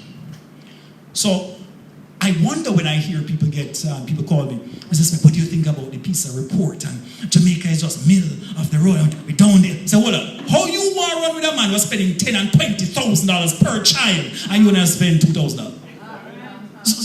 Why are we spending time talking about that rather than fixing the fundamental problems of literacy and numeracy in our system? Why do we get distracted by every little shiny and dazzling thing? Talk about spending money on coding in primary school when that money would be better spent getting more teachers trained in special education. Teachers trained in literacy to help to uplift and empower our children. We have to find how much of that money that we spend as a percentage of the budget, how much of that money gets to you in your classroom? Hello? No worry, you don't make budget, so you're good. I was there, you just carry out the order, so you don't worry, you're good with us, huh? The reality is, colleagues, we have to get more of that money out of the bureaucracy of government and into our classrooms. We have to ensure that our children have the learning aids, that the school facility, that nobody have to be ducking when the Salatex drop out of the sky, huh? When we have to be walking and dodging because it's sheer, we soon fall down. When rain falling, you're dancing through the raindrops in the classroom. We need to move beyond that. And what I call upon is a need for us to rethink education and its role in development. As I bring the curtain down with a kiss, we are 60 years in. And it's an incredible accomplishment for the JT, for what we do. You know, we had the diaspora conference overseas, and there were 2 teachers who otherwise would never have crossed paths. They became friends. You know, one of them, she was in the system for some 30 odd years, a youngster only in for 5 years. But they got in some little groups, and so after a while they exchanged numbers, and they became Facebook friends. I saw them the other day. I said, I'm a big friend, and they started talking. And that is the beauty of the union that we have in the JT. It brings people from different tracks and walks of life to come together, to empower. And so I ask you to use the union in a way to uplift and enrich our lives. Spread the gospel that the union is here for us and that we will continue to be a striding force to be reckoned with. That no government of this country can take the liberties of our teachers, and our advocacy will continue into the next 60 years. And I leave you with this thought that if we cannot fly, let us run. If we cannot run, let us walk. If we cannot walk, let us crawl. But as a union, let us keep moving forward. Let us continue to unite and serve. God bless you.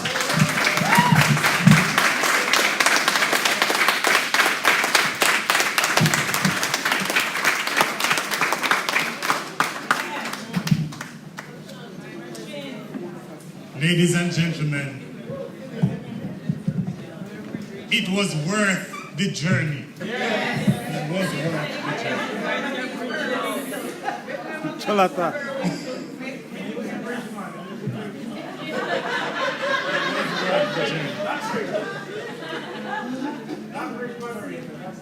Colleagues, we are reminded by our speaker that we must get back to the fundamentals.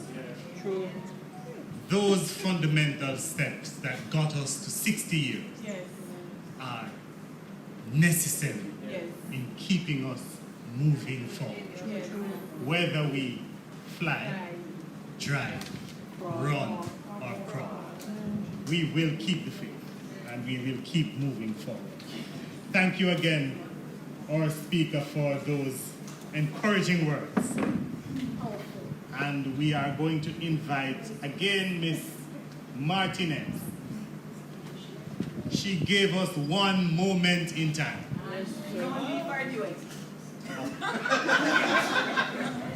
How many of us know what is the time span for a moment? Yes. When a moment was invented,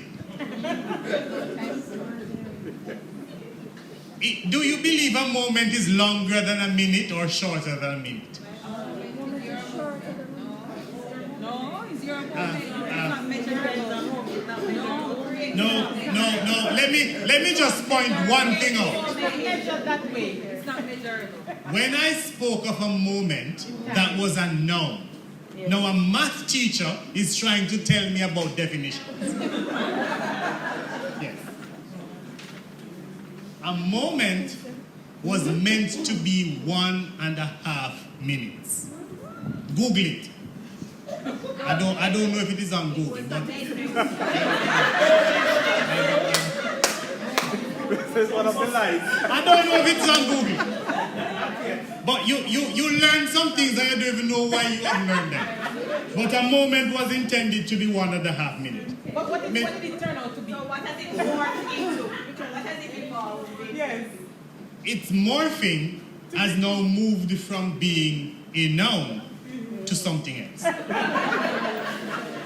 In the same way, a kiss given by the speaker moved from a noun to an acronym.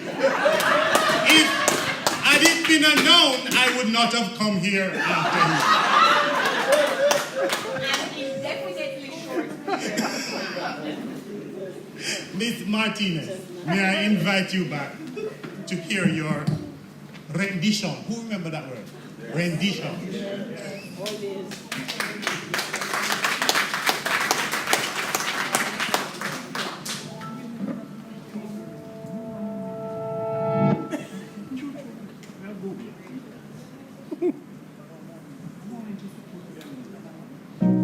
You're broken down and tired of living life on a merry-go-round, and you can find the fighter, but I see it in you, so we gon' walk it out and move mountains. We gon' walk it out and move mountains. And I rise like the day. I rise unafraid. I rise up, and I'll do it 1,000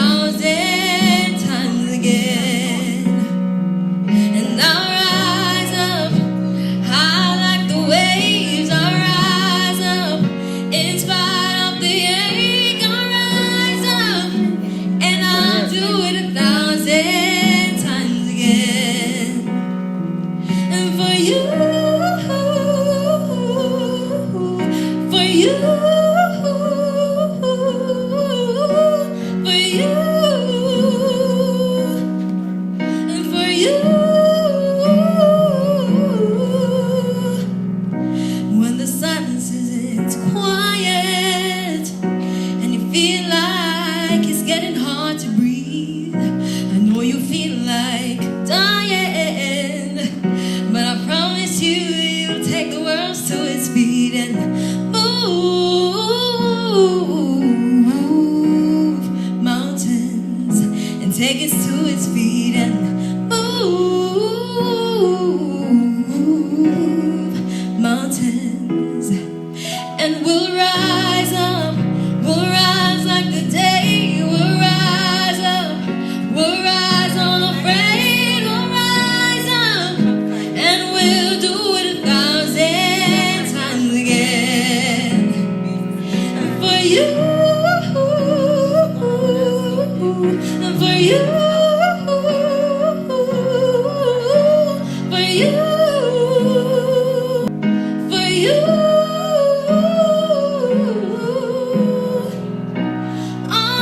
All we need is hope, and for that we can have each other, and for that we can have each other.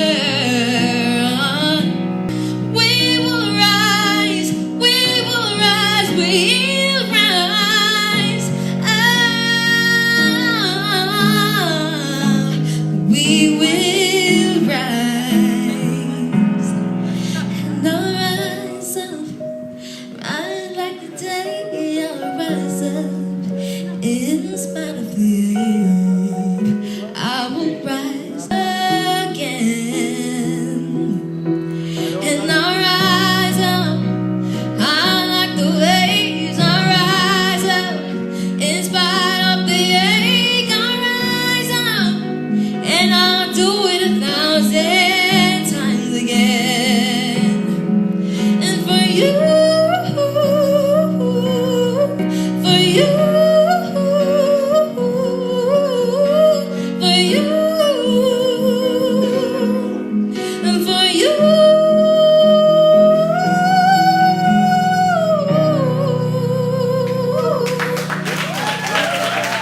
But before you get up, you know, there's 2 more songs left to do. Yeah. And I don't know about you, but I feel like dancing. So if we can get up and move on the feet, you know, and make we have a vibe. Yeah. You ready? Yeah? We're ready. We don't know Chris Martin song, right? Big deal. Well, no, not big deal, not it? Yeah. Hey, come on. VIP, VIP. All I know is a VIP. Come on. Who know a big deal? Me and my friend, them a big deal. Hey. How I know that? Yeah, we're kinda important for real. Oh yeah, I'm a big deal. Yeah, I'm a big deal.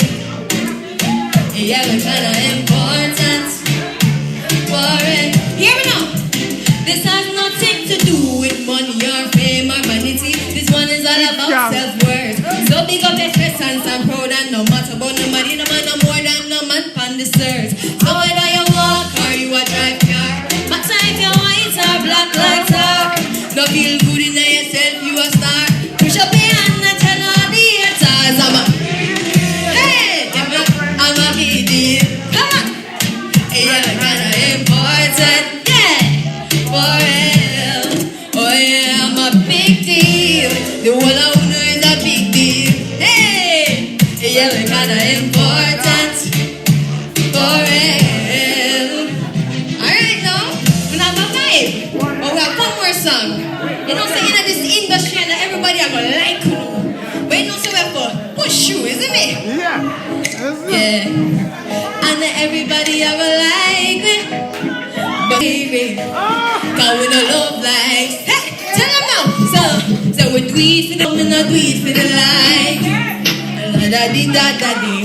Do it for the love, for the likes. Hey. Make success don't come overnight. They make hype. Do it for the love, me not do it for the like. Enough of them love likes, that don't right. See them gonna post and tweet all night. See them on media, I said them they are soon your vice.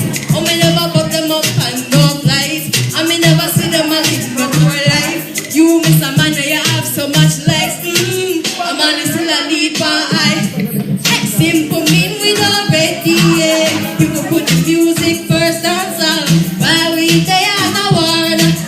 Real work, dance song. And when you see me, you're last year. And every tune when me ever write. And every tune when me headline. No, we not do it for that. One more time, then we do it for that. Hey, da-da-dee-da-da-dee. Do it for the love, we not do it for the likes. Make them know success don't come overnight. They make your nose up and survive. Cause we do it for the love, we not do it for the likes. Hey, thank you.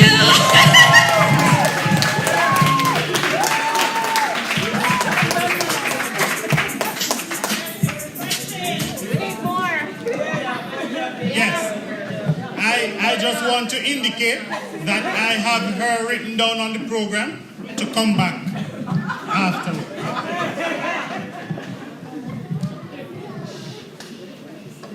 It is important that we pay attention to all that is happening.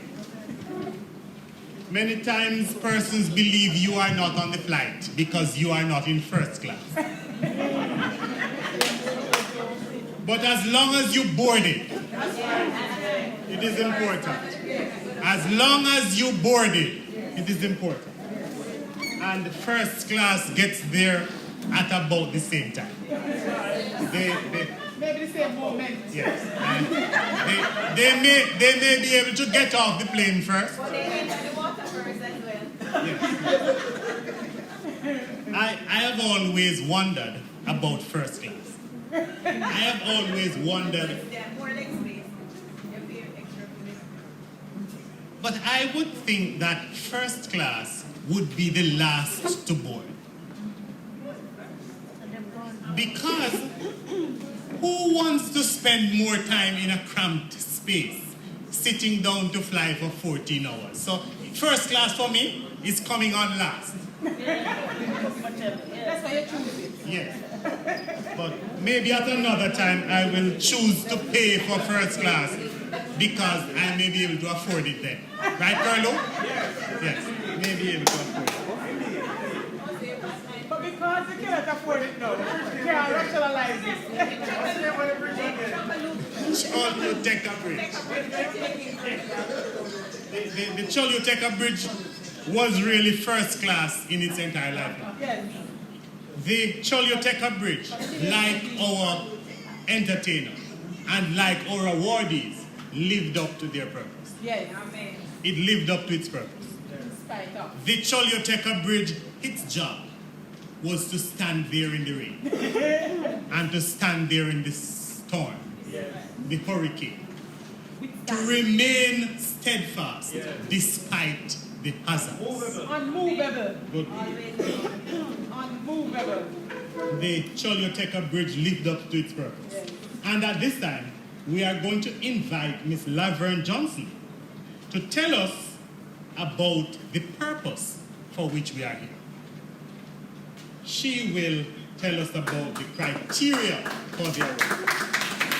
I also would want to acknowledge the presence of our Secretary General, Dr. Nice Beasley.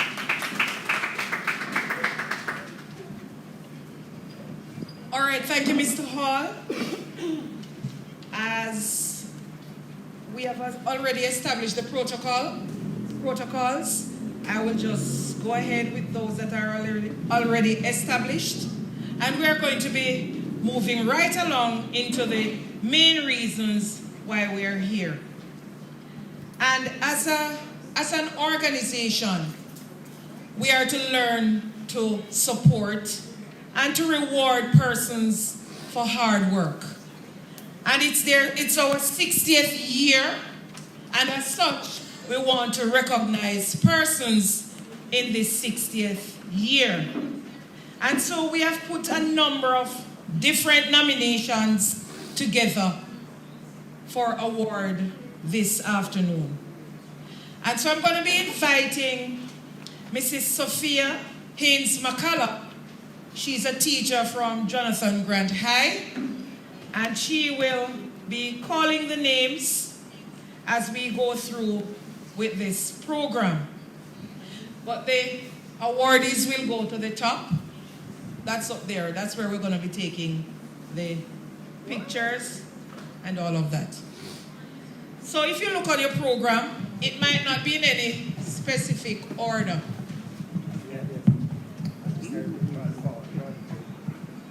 Right. So it's not, we're not going in any specific order, but I will determine which order we go in.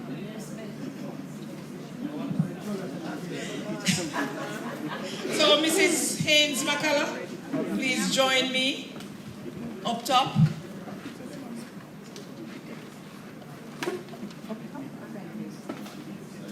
Okay, there, you stay here and there. Right. So I'm turning over to Mrs. Haynes Makala. Good afternoon, everybody. Have you told them the criteria already? No, but I'm waiting on you now to call. Oh, so you're going to do the criteria per category? Right. Oh, bruh, all right. You see, that is what teachers do. We teach. Confusion. I did not say that, right? I did not say that. So first off, are we starting that way? Yes. All right, we'll be starting this afternoon with the scholarship awardees for the L. Judith Spencer Jarrett PEP Award. Yes. We have 2 awardees this afternoon, and we have no other than, for the female, Rainier Da Costa. Rainier. So I got it right the first time. Rainier Da Costa. Yes. So before we go, we're going to tell you what is expected or what was expected. Yes. So this scholarship now was started in 2020. And it was started by me and Laverne Johnson. And criteria for the award: the child must be a teacher's biological, legally adopted or proven foster child, be the child or ward of teachers who are JTA members for a minimum of 5 years, have gained the highest placement scores, first and second in the PEP and internal exams. And this contribution is to assist with the cost of tuition and books for two children, a boy and a girl, this afternoon. And as we said, they must be children or wards, legal child, foster child of members of the St. Catherine Teachers Association. The parents or guardians must be teachers and should be JTA members for a minimum of 5 years. The awardee must have attended primary or prep school within the parish. And the awardee should be willing and ready to participate in advertising or promoting the St. Catherine Teachers Association brand. The applicant, they would have presented their final PEP results. So this afternoon we have 2. Them are bright. Them are bright. Raina Da Costa and Carlson Solon. You come like you do my work and your work in one. Now, I want to go. All right, I'm going to ask Miss Laverne Johnson to take her place up there because I'm going to be asking her to be the person doing the presentations. So I don't know who is going to assist her in handing her the different awards. So she's going to need some assistance on that side. So my love, you walk there. Yes, I'll stay down here. No, it's the next thing, you know?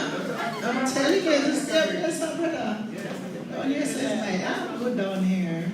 Ladies and gentlemen, put your hands together one more time for Rainier Da Costa, female awardee.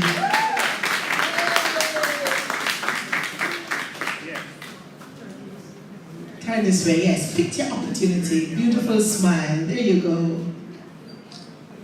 Is her mother here as well? It would be good if the parent is here to actually stand with your child in this instance. And you make sure qualify and you have member. Go on up there. Put your hands together for mommy as she goes. Yes, my mommy must be in the pic. And if dad was here too, it is a family. It is a family affair. There, that's the support system we're talking about. Couldn't have done it on our own. What a blessing. Not to be outdone, there's a male recipient, and this person is Carlson Solon, who I was made to understand is not here this afternoon, but has sent a representative.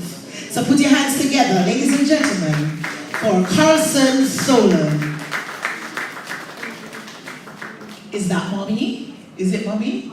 Auntie is representing.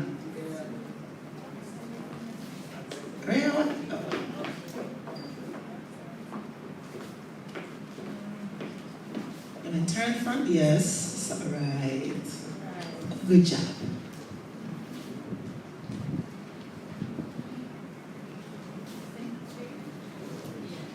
So I want to thank Mrs. Johnson for so ably presenting the scholarship awardees.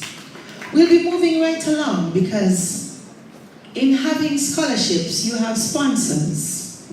And we have different sponsors that work along with the JTA St. Catherine branch. And we're speaking this afternoon of loyal sponsors. So I'm going to be inviting Miss Ramona Bromfield.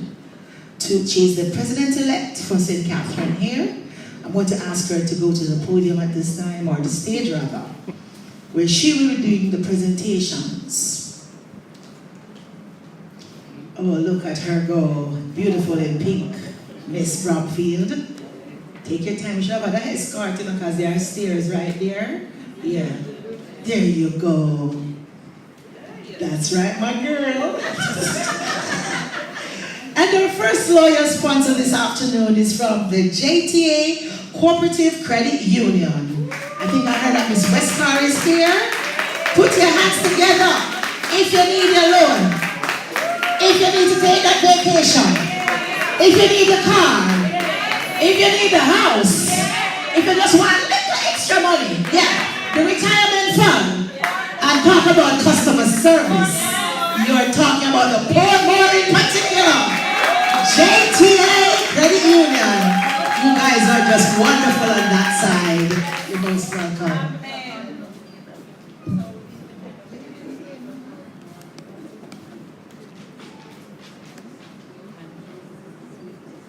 Okay. Oh. All right, and then we have TIP, the TIP Friendly Society. And we ask Mrs. Judy Miller-Smith. And I told her to come. On the poor sister. And Mr. Sheldon Samuels to represent their company. I'm sure we'll have to take a picture for the portfolio. Yes. Everybody know about the portfolio, right? Portfolio. Every picture, portfolio. So they have their own.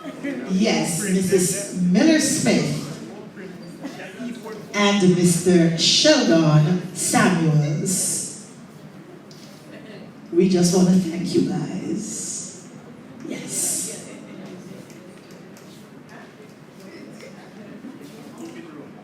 You want more picture, Chisa? Keep it rolling. Yes, man. You don't know what I'm not sure something like this for a long time. Then we have loyal schools. And I'm rather excited because I read well, and there's a special place on this paper for me, but I'll take my time. I'm going to be inviting Mrs. Michelle Barnes Evans, immediate past president, while I thank Ms. Ramona Bromfield for so ably assisting us. But Mrs. Michelle Barnes will be coming at this time to show gratitude to the loyal schools. Michelle? You don't remember saying your name, sir? Take your time, madam. I sorry guys, we understand those moments. It happens. Yes, you made it. Good job. Right here. So, our first school to be recognized this afternoon is the Greater Portmore High School. And the principal is here. And he is no other than Mr. Ricardo Ross. Ricky Ross, by his friends, I'm hearing on the side right here, you know. I tell you. Insurance. There you go. And then we have the school from 1A White Church Street, a school of excellence. I told school actually they are White Church Street, you know. So it's because it's a special place. They have 1 and 1A. So Walker first, Mrs. Buckley Walker, 1A. So I'm kind of going to move it up a little bit. Because we go from, but you know something, you have to stay away there because we know big people before we know children. So right now there's a man here that I am proud to call my boss, Mr. Kevin Wittig, and he is the principal of the Jonathan Grant High School. I call him Sir Boss. Yes, he's my Sir Boss. There goes a Michael man. Where was that? There goes a Michael man. Where did he say just now? He said something. Oh, okay. There you go, sir. That's right. And then from 1A West Church Street, big school, shift school, time for it to go on one straight day school, my past primary school, we have Spanish Town Primary School. And the person who talk about Michael look like he's the principal, not true. So there goes a Michael man right there. Spanish Town Primary. Wait, Mrs. What? Mr. Curlew, UJ Curlew, and he's the boss of Mrs. Buckley Walker. Now, thank you very much, Mrs. Barnes Evans. Now we have commendable support, and I'm going to be inviting the president, Mrs. Rhea Richards Parrott, and I'm going to tell her that I used to be her form teacher when she was in grade 10.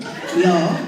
So she's still my little girl, yeah. And I'm so proud. Well, I shall be woman, not true, but I'm super proud of her, can I tell you?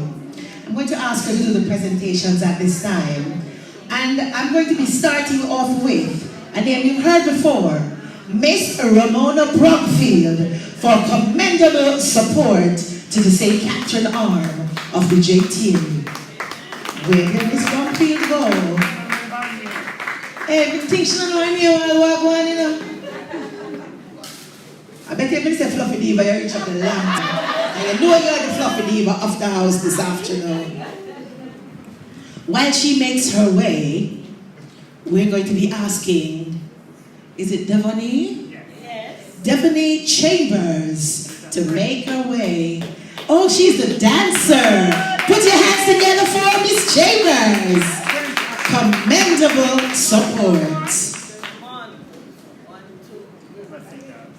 Yeah, man, she dance a little, Miss, when she saying, Joe, you a dance, you never say, she a big deal, a big something she want on the red carpet, yeah? All right. I think somebody I'm looking for. She up there, so. Oh.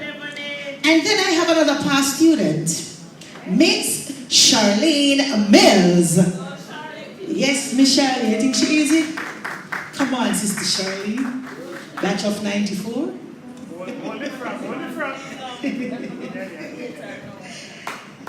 Okay, continuing on the same trend, we have Elise Thomas. Yes, another no, it's a Jonathan Grant something. Yeah, man, President. Take a time, Elise, please. Yeah, me teach you, so you must do something well, Rhea. Come on, tell the truth. Wait, Stephanie. I hear.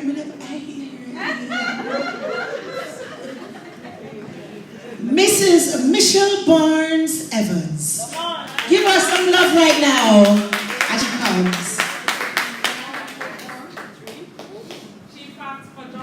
Oh, yeah, go on, so she get transferred. Yeah, she was afraid of Flatbridge.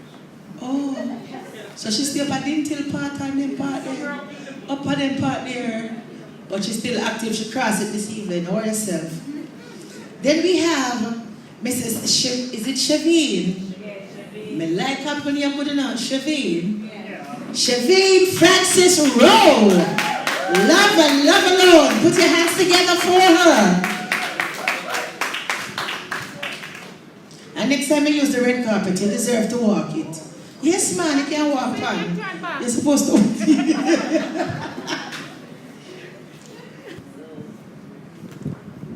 Mrs. Sushas Bridges, this is a good side because you're going to just flip it long time.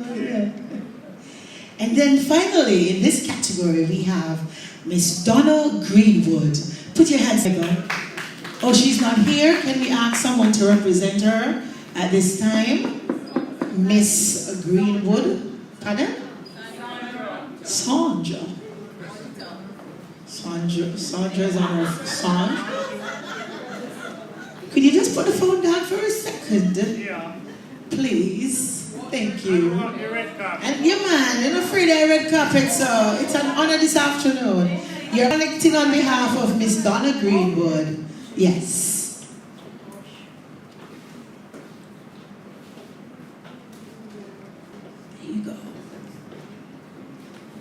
We now move on to an area very dear to my heart, the area of sports.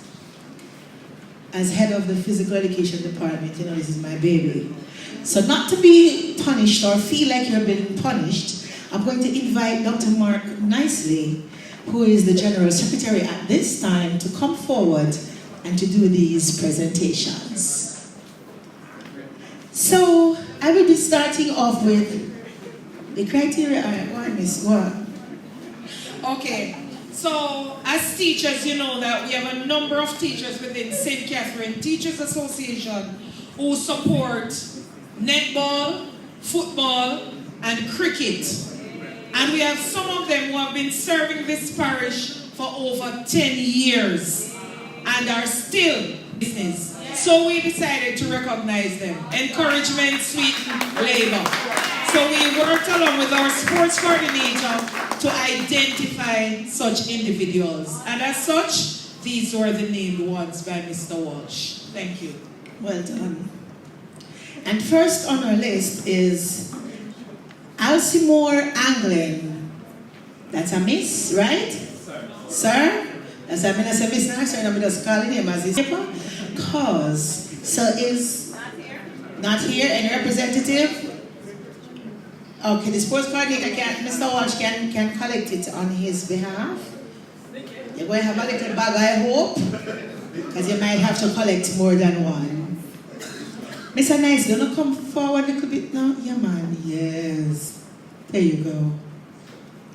Then we have Kenrick Bennett. So just stay, Mr. Walsh, just stay. What happened?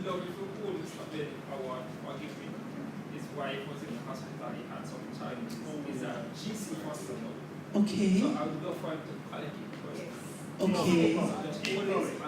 Not a problem. Not a problem. I love that. Then we have Rajiv Shatri. Oh, he's here. There you go.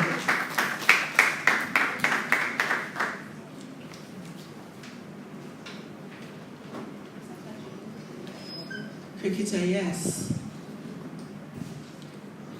Then we have Dwayne Ewart. Mr. Dwayne Ewart. So you have to go again, Mr. Walsh, and just collect that one, yeah? That's what I was saying, you know, make sure I have a bag, you know, because I'm seeing some names and the faces are not here. Then we have Keith Hibbert. Not here, stay, Mr. Walsh. You don't have the wife for hospital? No, you don't. Okay, then, Mr. Hibbert. He will be followed by Mr. Damian Kelly. And he's here. Yes, Mr.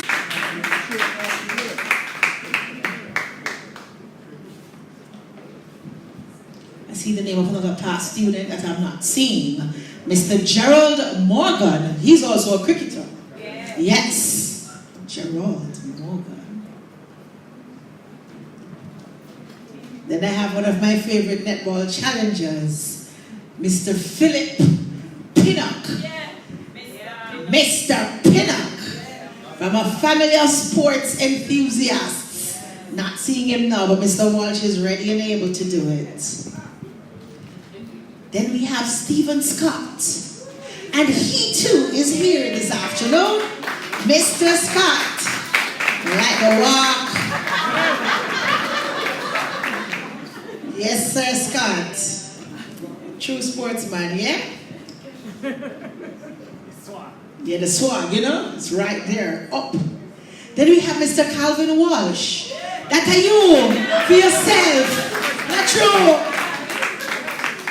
Have you ever watched this man work with children? I watch you. Sir, you are a blessing with those kids. I watch you all the time. And enough, you know. You know, so you must watch, just do things like a Jesus want to say, we're not true. And the rest will fall in place. Then we have Miss Keisha Clark. Put your hands together for Miss Keisha Clark.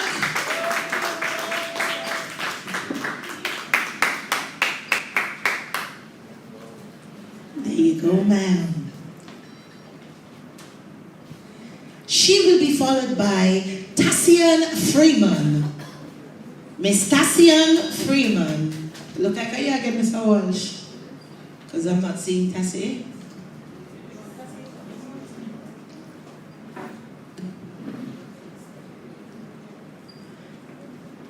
And then from the area of netball, I'm seeing Miss Phyllis Thompson. Either national duties, so you're gonna stay as well, or you'll take hers. All right, there you go. And we would like to thank Dr. Nicely at this time for so ably assisting us with that category. We will be moving on, ladies and gentlemen, to outstanding DA contact teachers. As such, I will be inviting Miss Petal Thompson, who is the regional officer, to come and assist us at this time, while Miss Laverne Johnson will once again tell us the criteria for this category. All right, thank you. So the criteria for the award. This award is being given for the first time in the St. Catherine Teachers Association. And it is being given to a recipient to recognize the work and worth of one outstanding contact teacher per district association. The member must be a contact teacher for at least 5 years, is actively involved in the activities of the district association and the school, attends DA meetings and seminars, and ensures and encourages members within the school to attend meetings. The member attends JTA activities and conferences such as Parish Association's annual general meetings, Parish Sports, Contact Teacher Seminar, Helen Stills Professional Development Day, Education Symposium, etc. Shares information relating to the Jamaica Teachers Association. Keeps teachers at the school updated with the happenings of the Jamaica Teachers Association. With a list like that, we can all testify to these persons because some of them must be in our schools, not true? So we're starting off this afternoon with a lovely young lady who I call my friend. She's from the St. Jago DA, and I'm speaking of none other than Mrs. Effie Buckley Walker.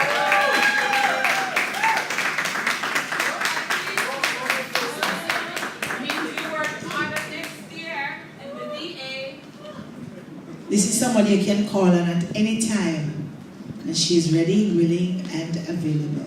You go, my church sister. That's right, that's even better, not true? Stephanie McLeod got churches. Then from the Portmore DA, we have will be the lady who shares a mic with me right now. She is the awards chair. She's the chairperson for the awards committee. Miss Laverne Johnson. No, sir, no, thank you so much.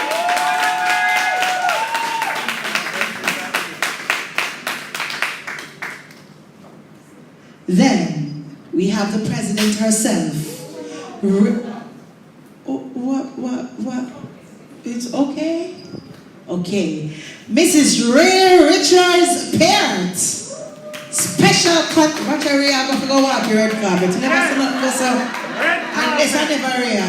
That's it, Sister Richards. I turn this up, sir. Sir boss, look at Mrs. Ray Richards Parent. She is a special contact at the Jonathan Grant High School. I mean, no, not true. I give me this up them. Not true. I give me all the information. Hello. No one should blackmail me, sir. She do it plus tax. But that's true, though. She really works hard. And then we have Mrs. Shaveen Francis Rowe. Put your hands together for another hard worker who deserves special recognition. That's it, sis. Go Vanjie, work it. I love this. Man, you ever call next year? Just make sure. As long as we work. Okay, like, working like Russia. Here, man. I promise 70 at 70. That 70, 10 years. I retirement, something I talk about Sister Lass and then I'm on. How old are me? Okay. Finally, we have Mrs. Stephanie Wright Grant. Put your hands together. Oh, she reach up there already. Stephanie, I want the carpet. If I be like your mother, then come down, you know, and work the carpet. Because you earned it, girl. Well done.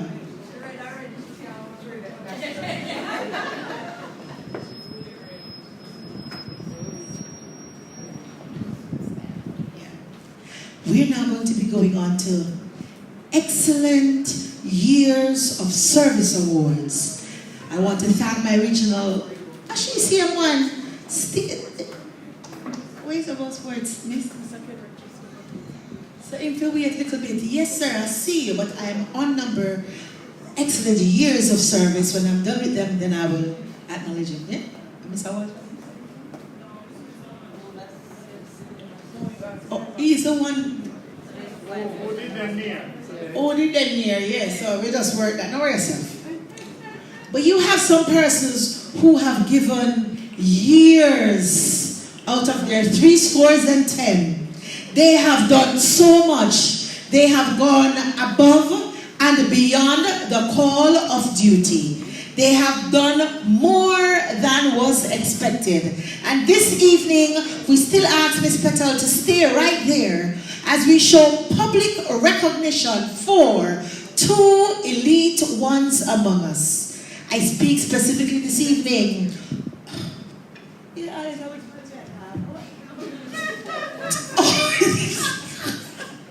of Sandra Hunter. Put your hands together for this person. You know her very well. She has given it all, held nothing back. Yes. Yes, you don't understand. You just want to tell them, not true. You know. There you go. Take your time, take your time. Well, I've just been informed that Mr. Colin Spence is not with us, but is there someone who will receive on his behalf? Not sure? We'll hold on to it, and then I will collect. Stephanie, he's your brother. Go then. So Mr. Colin Spence, claps and can watch the video. When you hear his name, Mr. Colin Spence. We say if you clap, so when you watch the video, you hear him clap. Yes!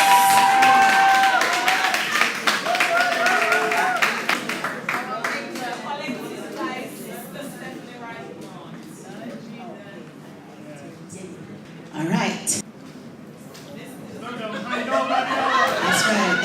That's right, Stephanie. Representing your brother quite well. We would like to thank Ms. Petal Thompson at this time for doing the honors. We now invite the President, Mrs. Rhea Richards-Peart, to take the platform as we are moving on to the President's Award.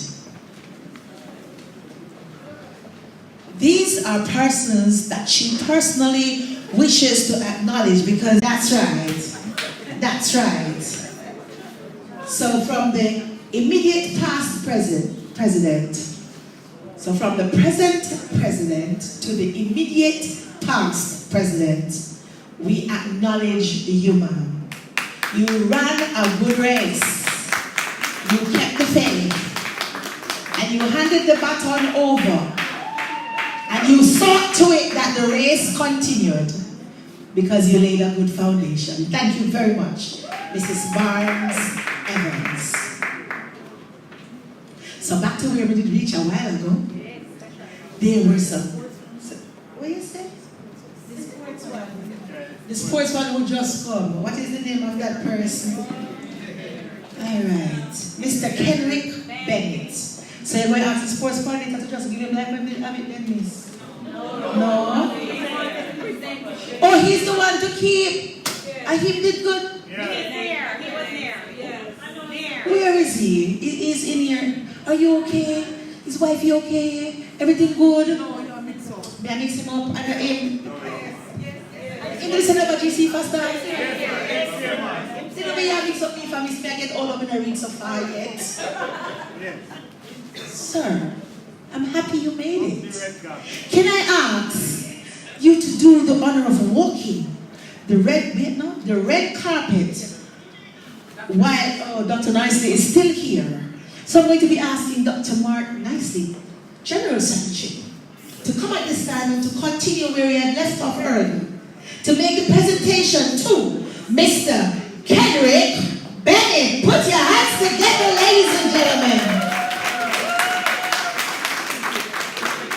Another cricketer, sportsman, all round, everything. So you want to work? Stop getting you want that job.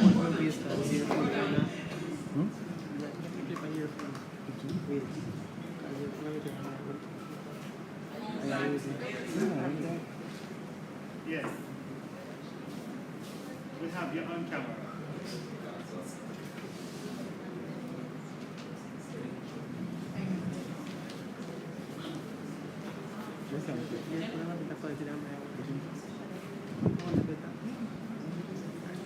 All right. We have some persons who served relentlessly, who gave their all. In good times and bad, they stood their ground. But enough about me. I'm going to let you hear a little bit more about them. So, we're going to be asking Miss Elise Thomas to come at this time and let us know a little bit more about a distinguished gentleman that we are about to honor. Ladies and gentlemen, Miss Elise Thomas, make her welcome.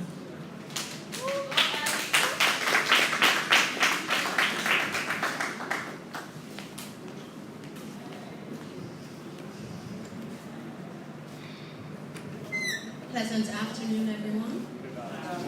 I would like to associate myself with the protocols already established. I will be speaking about Mr. Basil Benji. Mr. Basil Benji, you can have a seat. Not just yet, because we've been waiting for a while. Let him stand here. Let him stand. Or sit here, whichever one. Yeah, man. Put a chair up here. Yes, let him do the red carpet walk. What do you mean? There you go. Mr. Benji, because it's a bit late. But I'll do my best to. So let him walk. Let him walk first. Mr. Basil Benji is the epitome of a servant leader. Putting the needs of others first and channeling his efforts to the growth and development of teachers and by extension, education in Jamaica. He worked as a class teacher, senior teacher, and vice principal at the White Marl All-Age School in St. Catherine, now White Marl Primary. Mr. Benji has been a loyal member of the Jamaica Teachers Association since 1972. He has served the association for 27 years at various levels as a contact teacher, a district association president for the St. Jago DA, a treasurer and sports coordinator at the parish level, a liaison officer with the Ministry of Education, a regional officer for Northeast and Southeast regions, dating back to 2001. We want to publicly acknowledge these persons this afternoon. The Jamaica Teachers Association, 60 years strong. You don't just look at the, you put us in a bracket under the umbrella. Who? Mrs. Richards, Spirit, you want please? You want Lover to come to you? Let me just pause. Am I to continue right here, Miss? If you find out enough, me at work. The JTA, a parish, but a strong one. And you have kept us. You have shadowed, you led the way for us to follow. And we are grateful. Okay.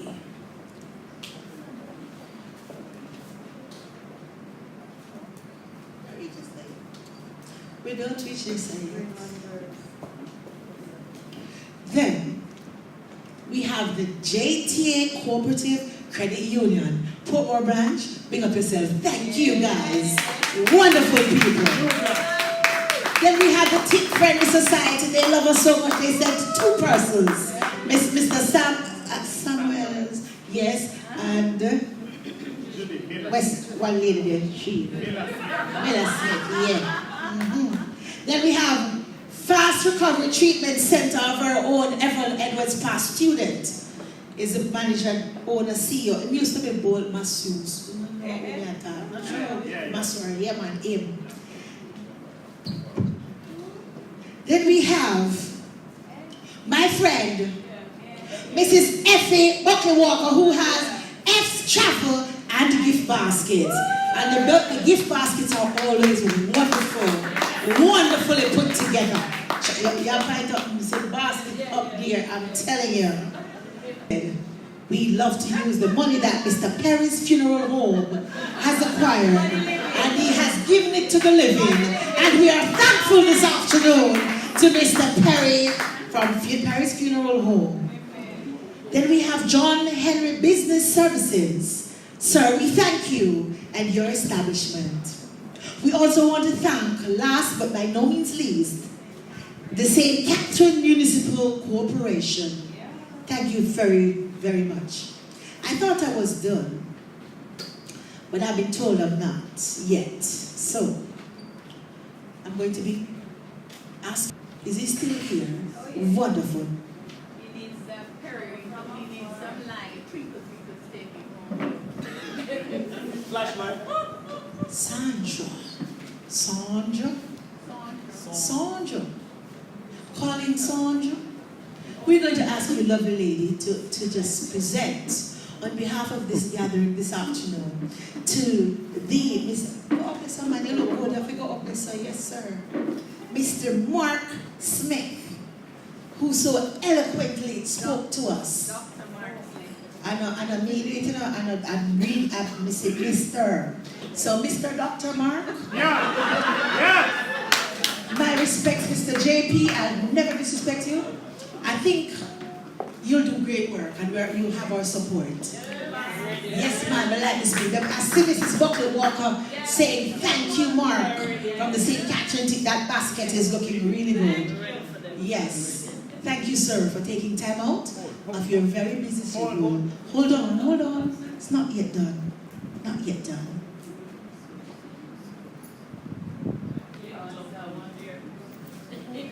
I see my search for your phone, Need a picture. Yeah. So, ladies and gentlemen, I have now come officially to the end of my section. I'm your girl, Sophia Haynes McCallum, and it was my pleasure serving you all. Have a blessed afternoon.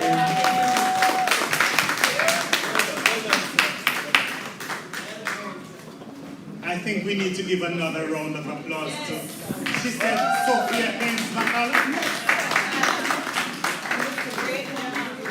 Anything done well deserves commendation.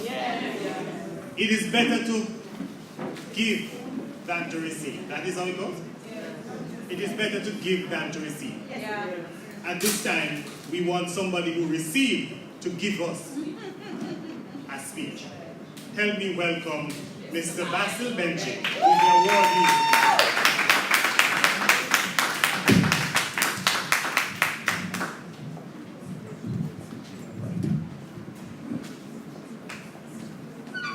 Mr. Chairman, Madam Parish President, distinguished ladies and gentlemen who have spoken on this awards program based on the protocol, other distinguished ladies and gentlemen,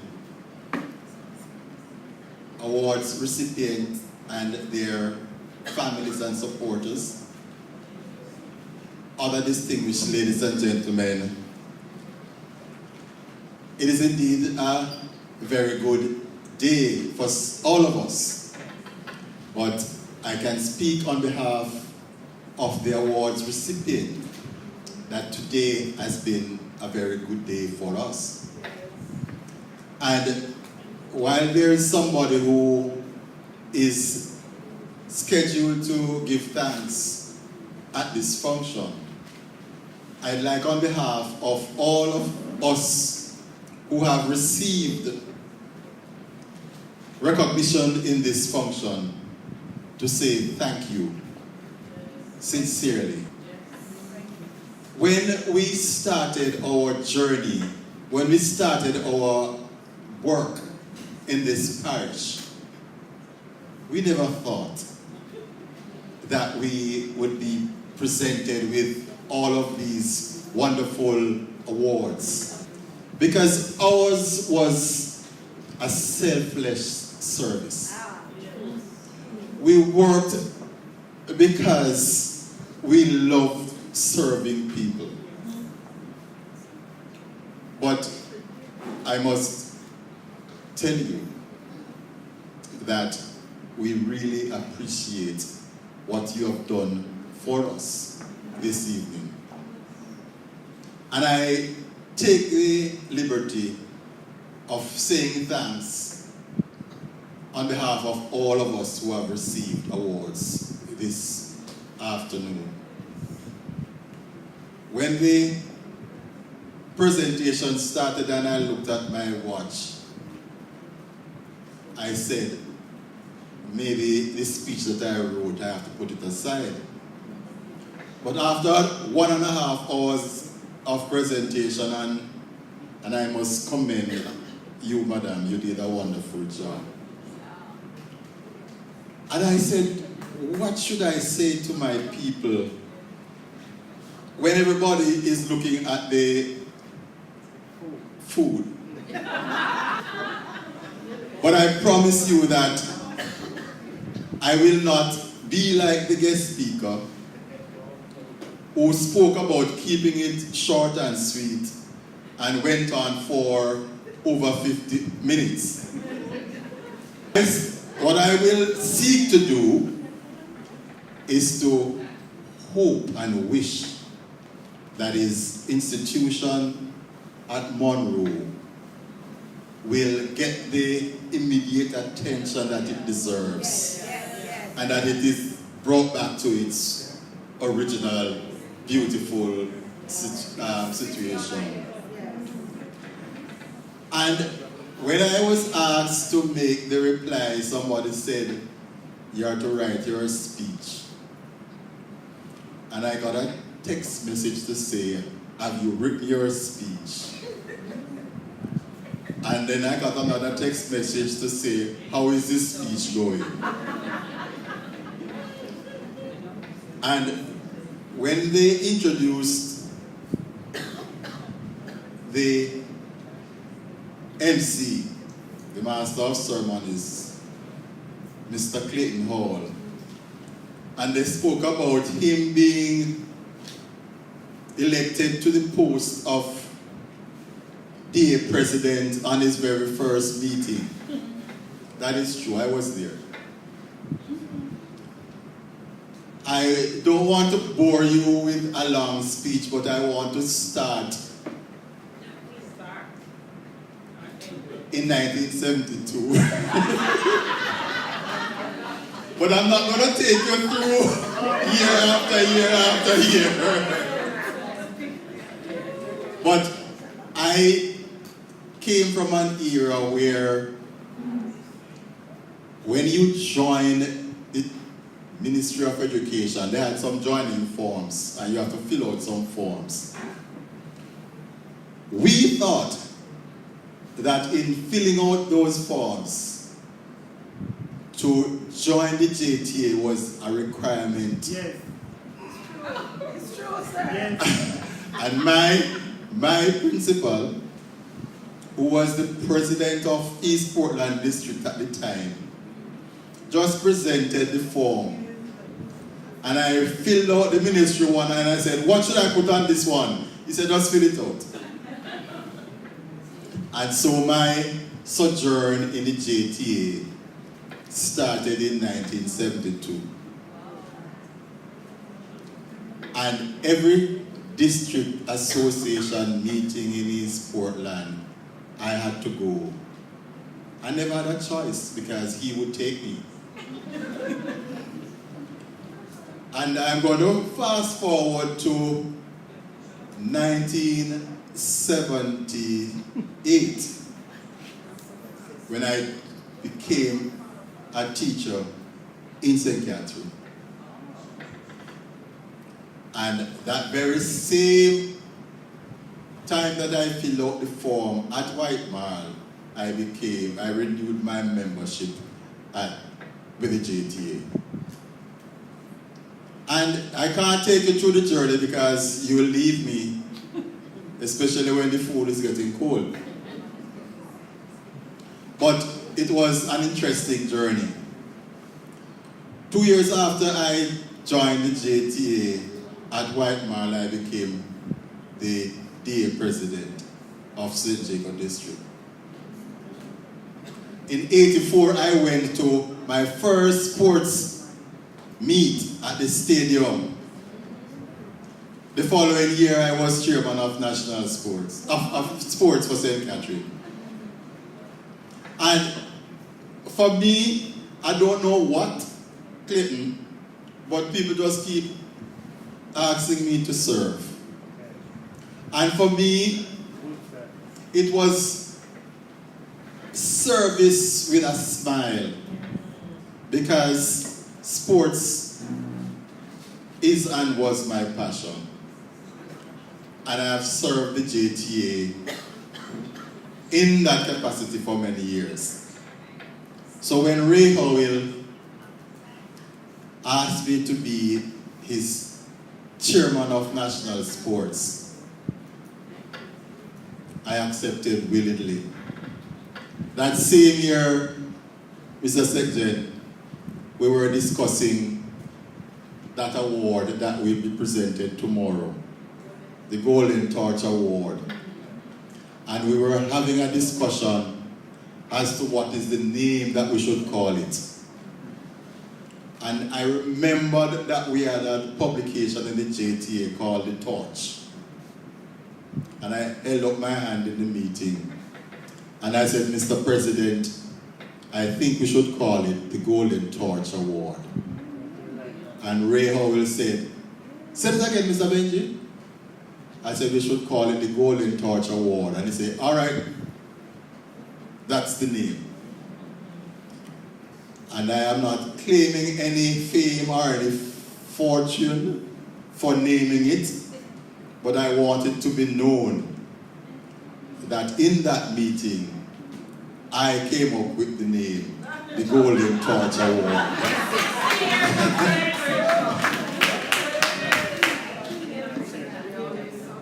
And it's not about me, but about all of us who have gotten awards and we have given service at other places. But I don't know much about the other people as much as I know about me.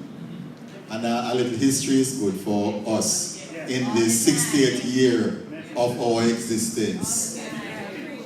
So I saw a gentleman who worked at the credit union, Ms. Wesker, and he said that, Mr. Benji, we're thinking about an instrument for teachers.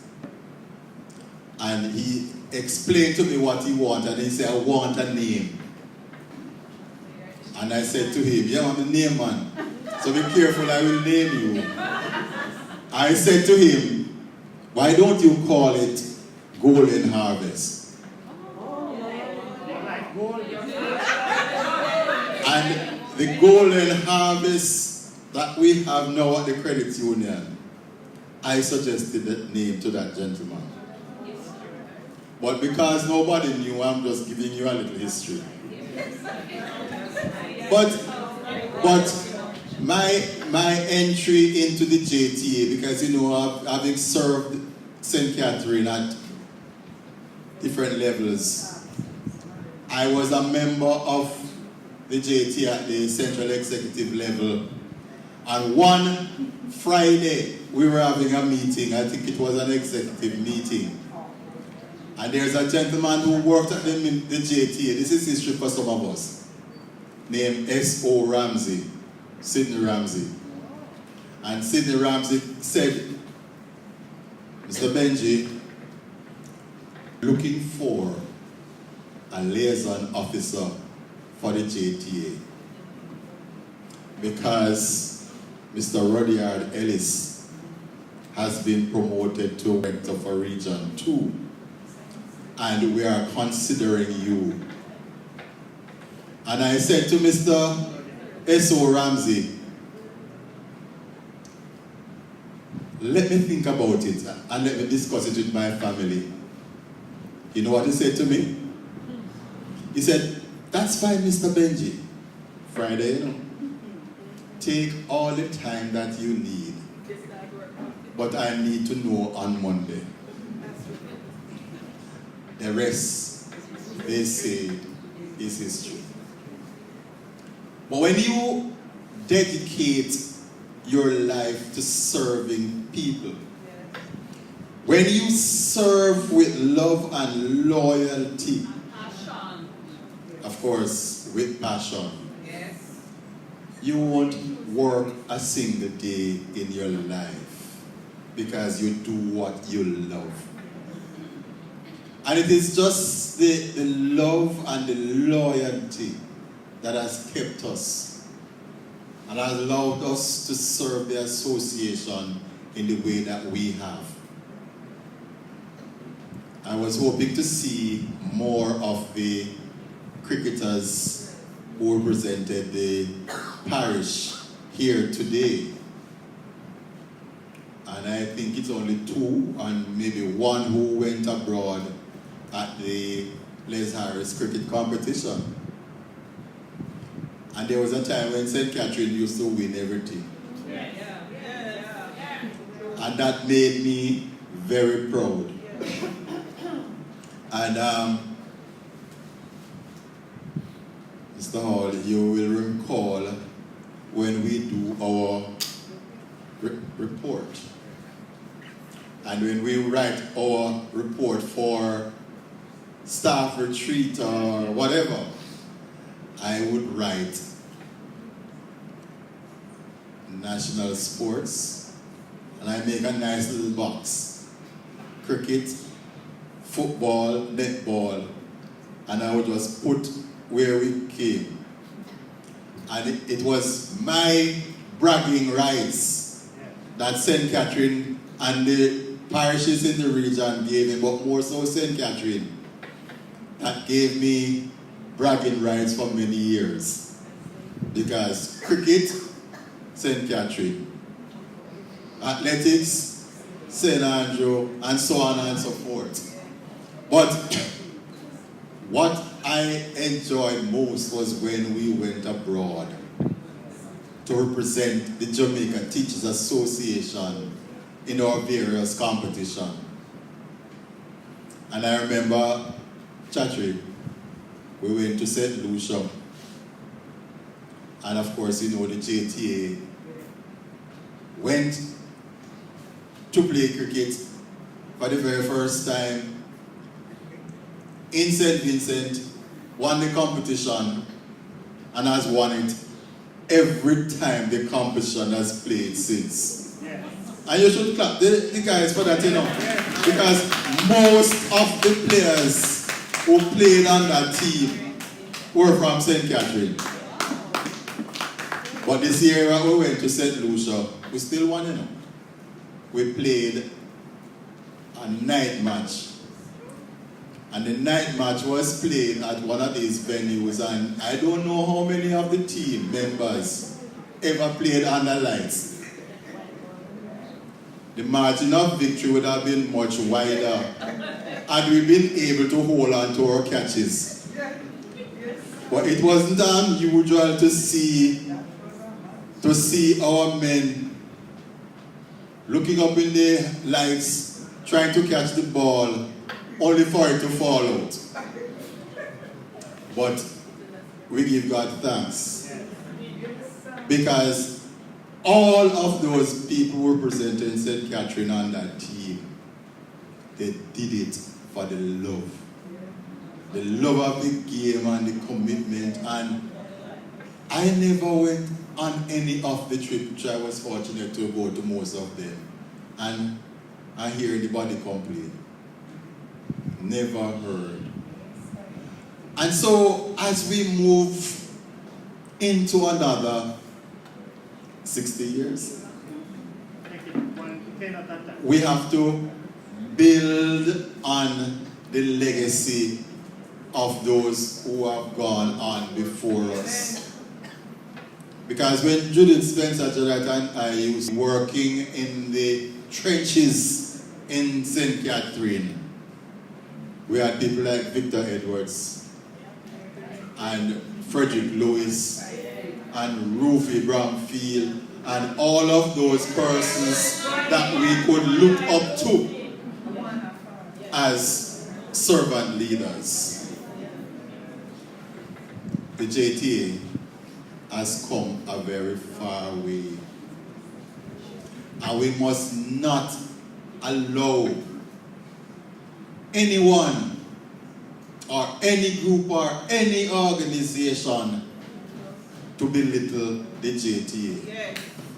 Because the JTA, as far as I am concerned, is one of the most powerful groups in this country. There's absolutely no trade union in Jamaica, no matter how many years they have been formed, that can boast the achievement and the accomplishment as the Jamaica Teachers Association. Let us, as teachers, listen to the talk, but we must be able to extract nonsense when we hear them.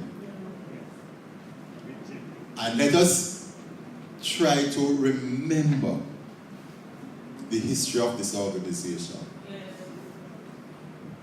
What we have accomplished in the association today is because of the sweat and tears of those who have gone on before us. Let us not lose sight that what we have as an association is what many people would love to have. And let us not badmouth the association. Let us do as the motto says, unite and serve. Again, I'd like to say thanks on behalf of all of us who have received awards. And may we, in our small way,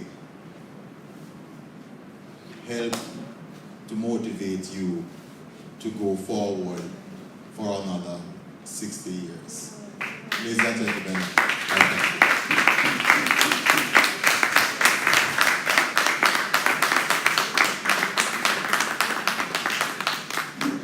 Food for thought. And history. Living history. Another historic reality that you may not know of the JTA. When there was a president-elect election between Paul Adams and Goofy Bromfield, it was the shortest president race. The combined height of both individuals almost achieved average. At this time, I'm going to invite the daughter of the shorter of the two to say thanks in a very short way.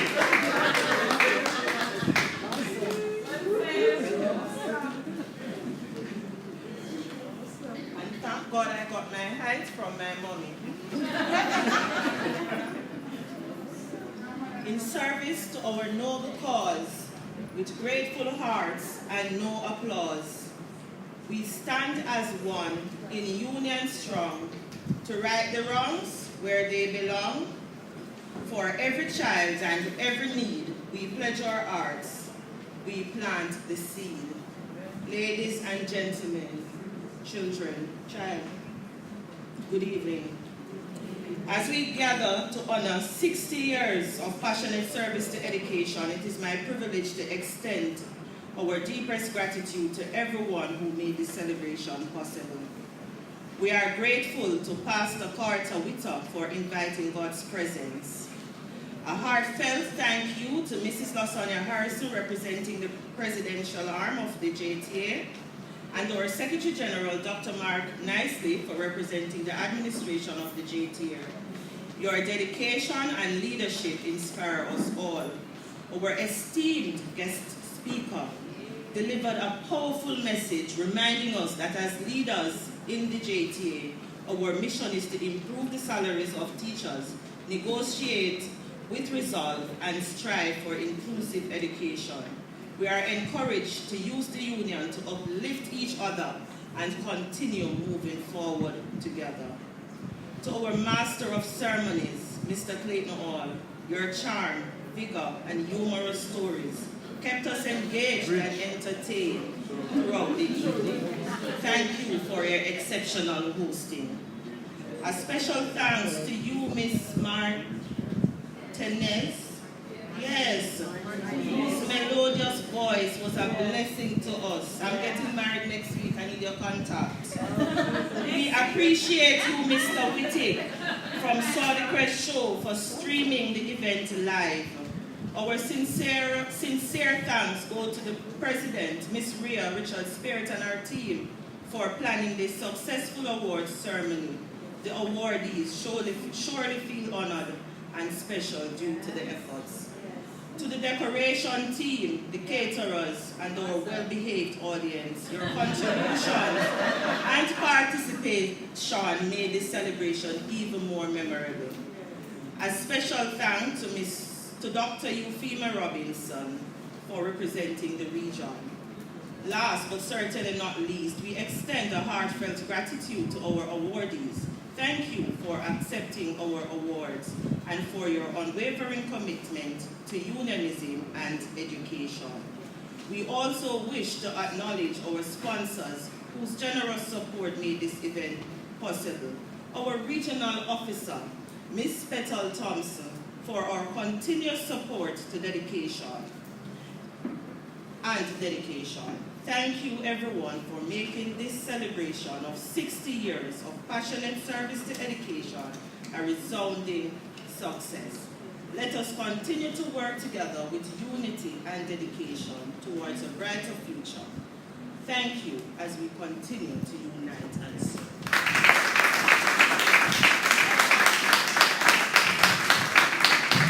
And I will extend thanks to the thanker. Colleagues, I was not finished with the story of the Choluteca Bridge. The Choluteca Bridge taught us to use the latest technology, to solve problems for others, to benefit many, to withstand great obstacles, and to live out our purpose. But the Choluteca Bridge had one major failure. After the passage of Hurricane Mitch, the river was no longer under the bridge. The approaches to the bridge were all washed away. And as such, the Choluteca Bridge became known as the Bridge to Nowhere, despite doing all that it was supposed to do. So I will end by telling you what would have made the Choluteca Bridge as great as our awardees. Had it been adaptable, had it been able to move to where the water was, the Choluteca Bridge would have been a success. Our awardees this evening, they showed that they did all the Choluteca Bridge did and more because they managed to remain relevant throughout the last 60 years. For us who continue, our advice to ourselves is that we must ensure that we adapt with changing times to make the JTA and the Jamaica land we love the place of choice to live, work, raise families, do business, and retire. Ladies and gentlemen, have a good evening.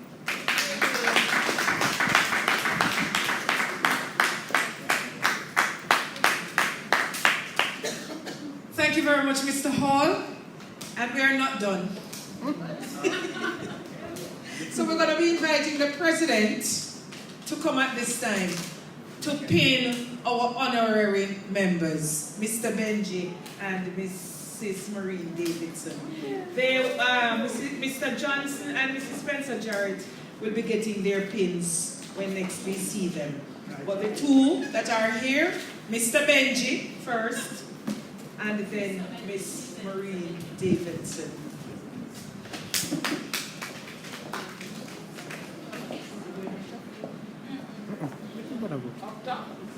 No, right there.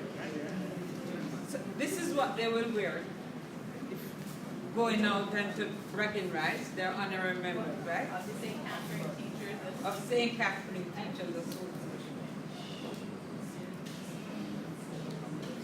Ms. Stoltz, I'm going to ask you to get yourself ready to make a presentation to our Master of Ceremonies.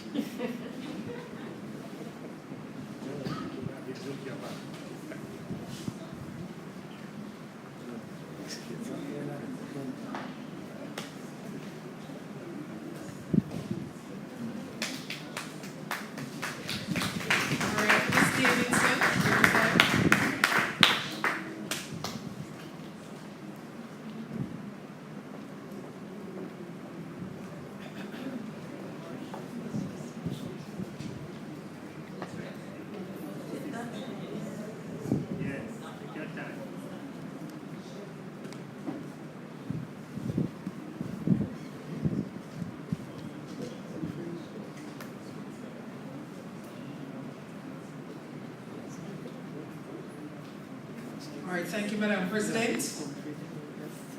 So we now invite Mrs. Sharon Stoltz Edwards, who is going to be making a presentation to our Master of Ceremonies, Mr. Clayton Hall. I'm going to invite you, sir, to go up top to receive your token of appreciation and for doing such an awesome job. I want you to try to call the name of that bridge. Troublemaker Bridge or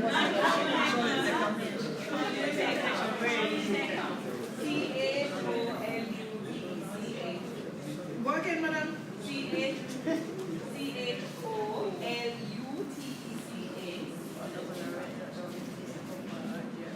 Google have predicted text. All right. And these baskets, these nice baskets are courtesy of Sister Effie Buckley Walker. So any event you have, please, and she's a very kind person. So please ensure that you support her. Alright, so please support our colleague in business. Some years ago when we had our St. Catherine Teachers Association, we did Teachers in Business, and they did exceptionally well. We're going to be inviting all our award. Oh Lord, my apologies. My dear Sophia, come on up here. I'm going to invite our regional officer to present to her a basket. Yes, you're going up top. Just Madam Regional Officer and Madam Sophia. Take your time. We thank you for the awesome work that you did this afternoon.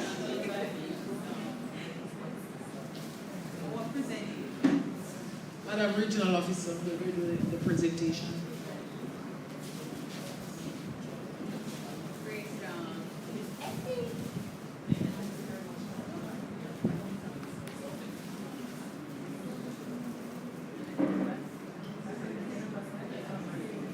All right, thank you very much. Thank you.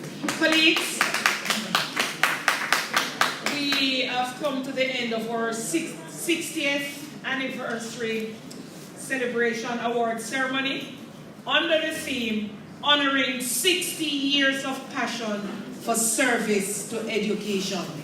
And as you know, in any organization, 60 years is no mean feat. And we know we could have recognized many more persons, but time will come. There's a time for everything under the heavens. And so if you didn't feel special this afternoon, we know you will feel special another time. We want to thank you again. Our public relations, our streamer here, I know all the thanks went through, but we want to thank everybody, all the persons who came to support us. We appreciate you. And our nice music selector is going to give you some music to dance your way out. But before you dance, we're going to be inviting all the awardees with our persons from the head office to join us at the platform up there, and we're going to be taking our pictures. So please, colleagues, quickly, we know some persons still are out of light due to burial, and so we're asking you to just come quickly. Please, thank you very much. All the awardees. So even Sister Michelle, we're serving lunches. You'll continue to serve after. Where? At the top? So we're going to put so many chairs on the Oh, the honorees. Go quickly.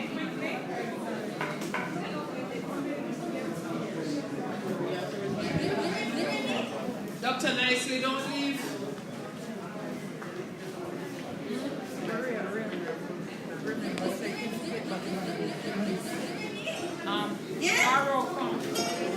You know Chris Martin song, right? Big deal. Come on, not big deal. What's it? Yeah. Hey, come on. VIP. Big VIP. Well, I was a VIP. Come on. You know a big deal. Me and my friend, them a big deal. Hey. Yeah, we're kinda important. For real. Oh yeah, I'm a big deal. Yeah, I'm a big deal. Yeah, I'm kinda important. Alright, here we go. This has nothing to do with money or fame or vanity. This one is all about self-worth. So big up your face and so proud and no matter what nobody, no man no more than no man on this earth. So whether you walk or you a drive a car, matter if you're white or black like her. Don't be pretty that you said you a star. Push up your hand and tell all the haters I'm a baby. Yeah, kinda important. Yeah. Oh yeah, I'm a big deal. The one I'm worth a big deal.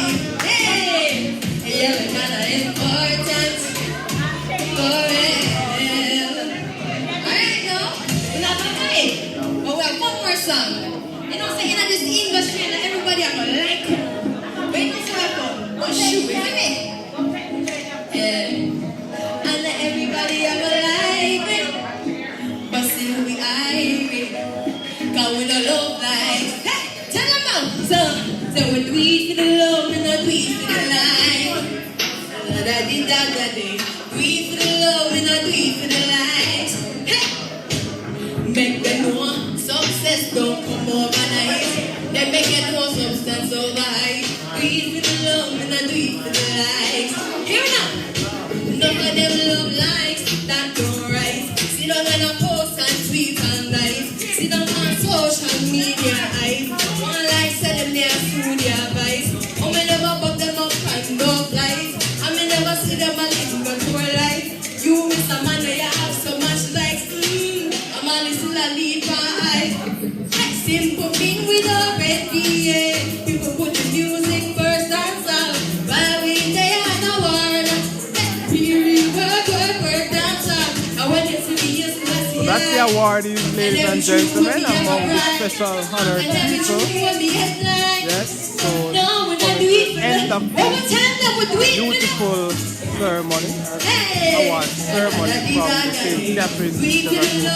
Ladies and gentlemen, I want to thank you for staying the course with us. Thanks on behalf of the St. Catherine's JC Association for watching and participating. And for all of you, well, again I say thanks. Enjoy yourself. Have a good week.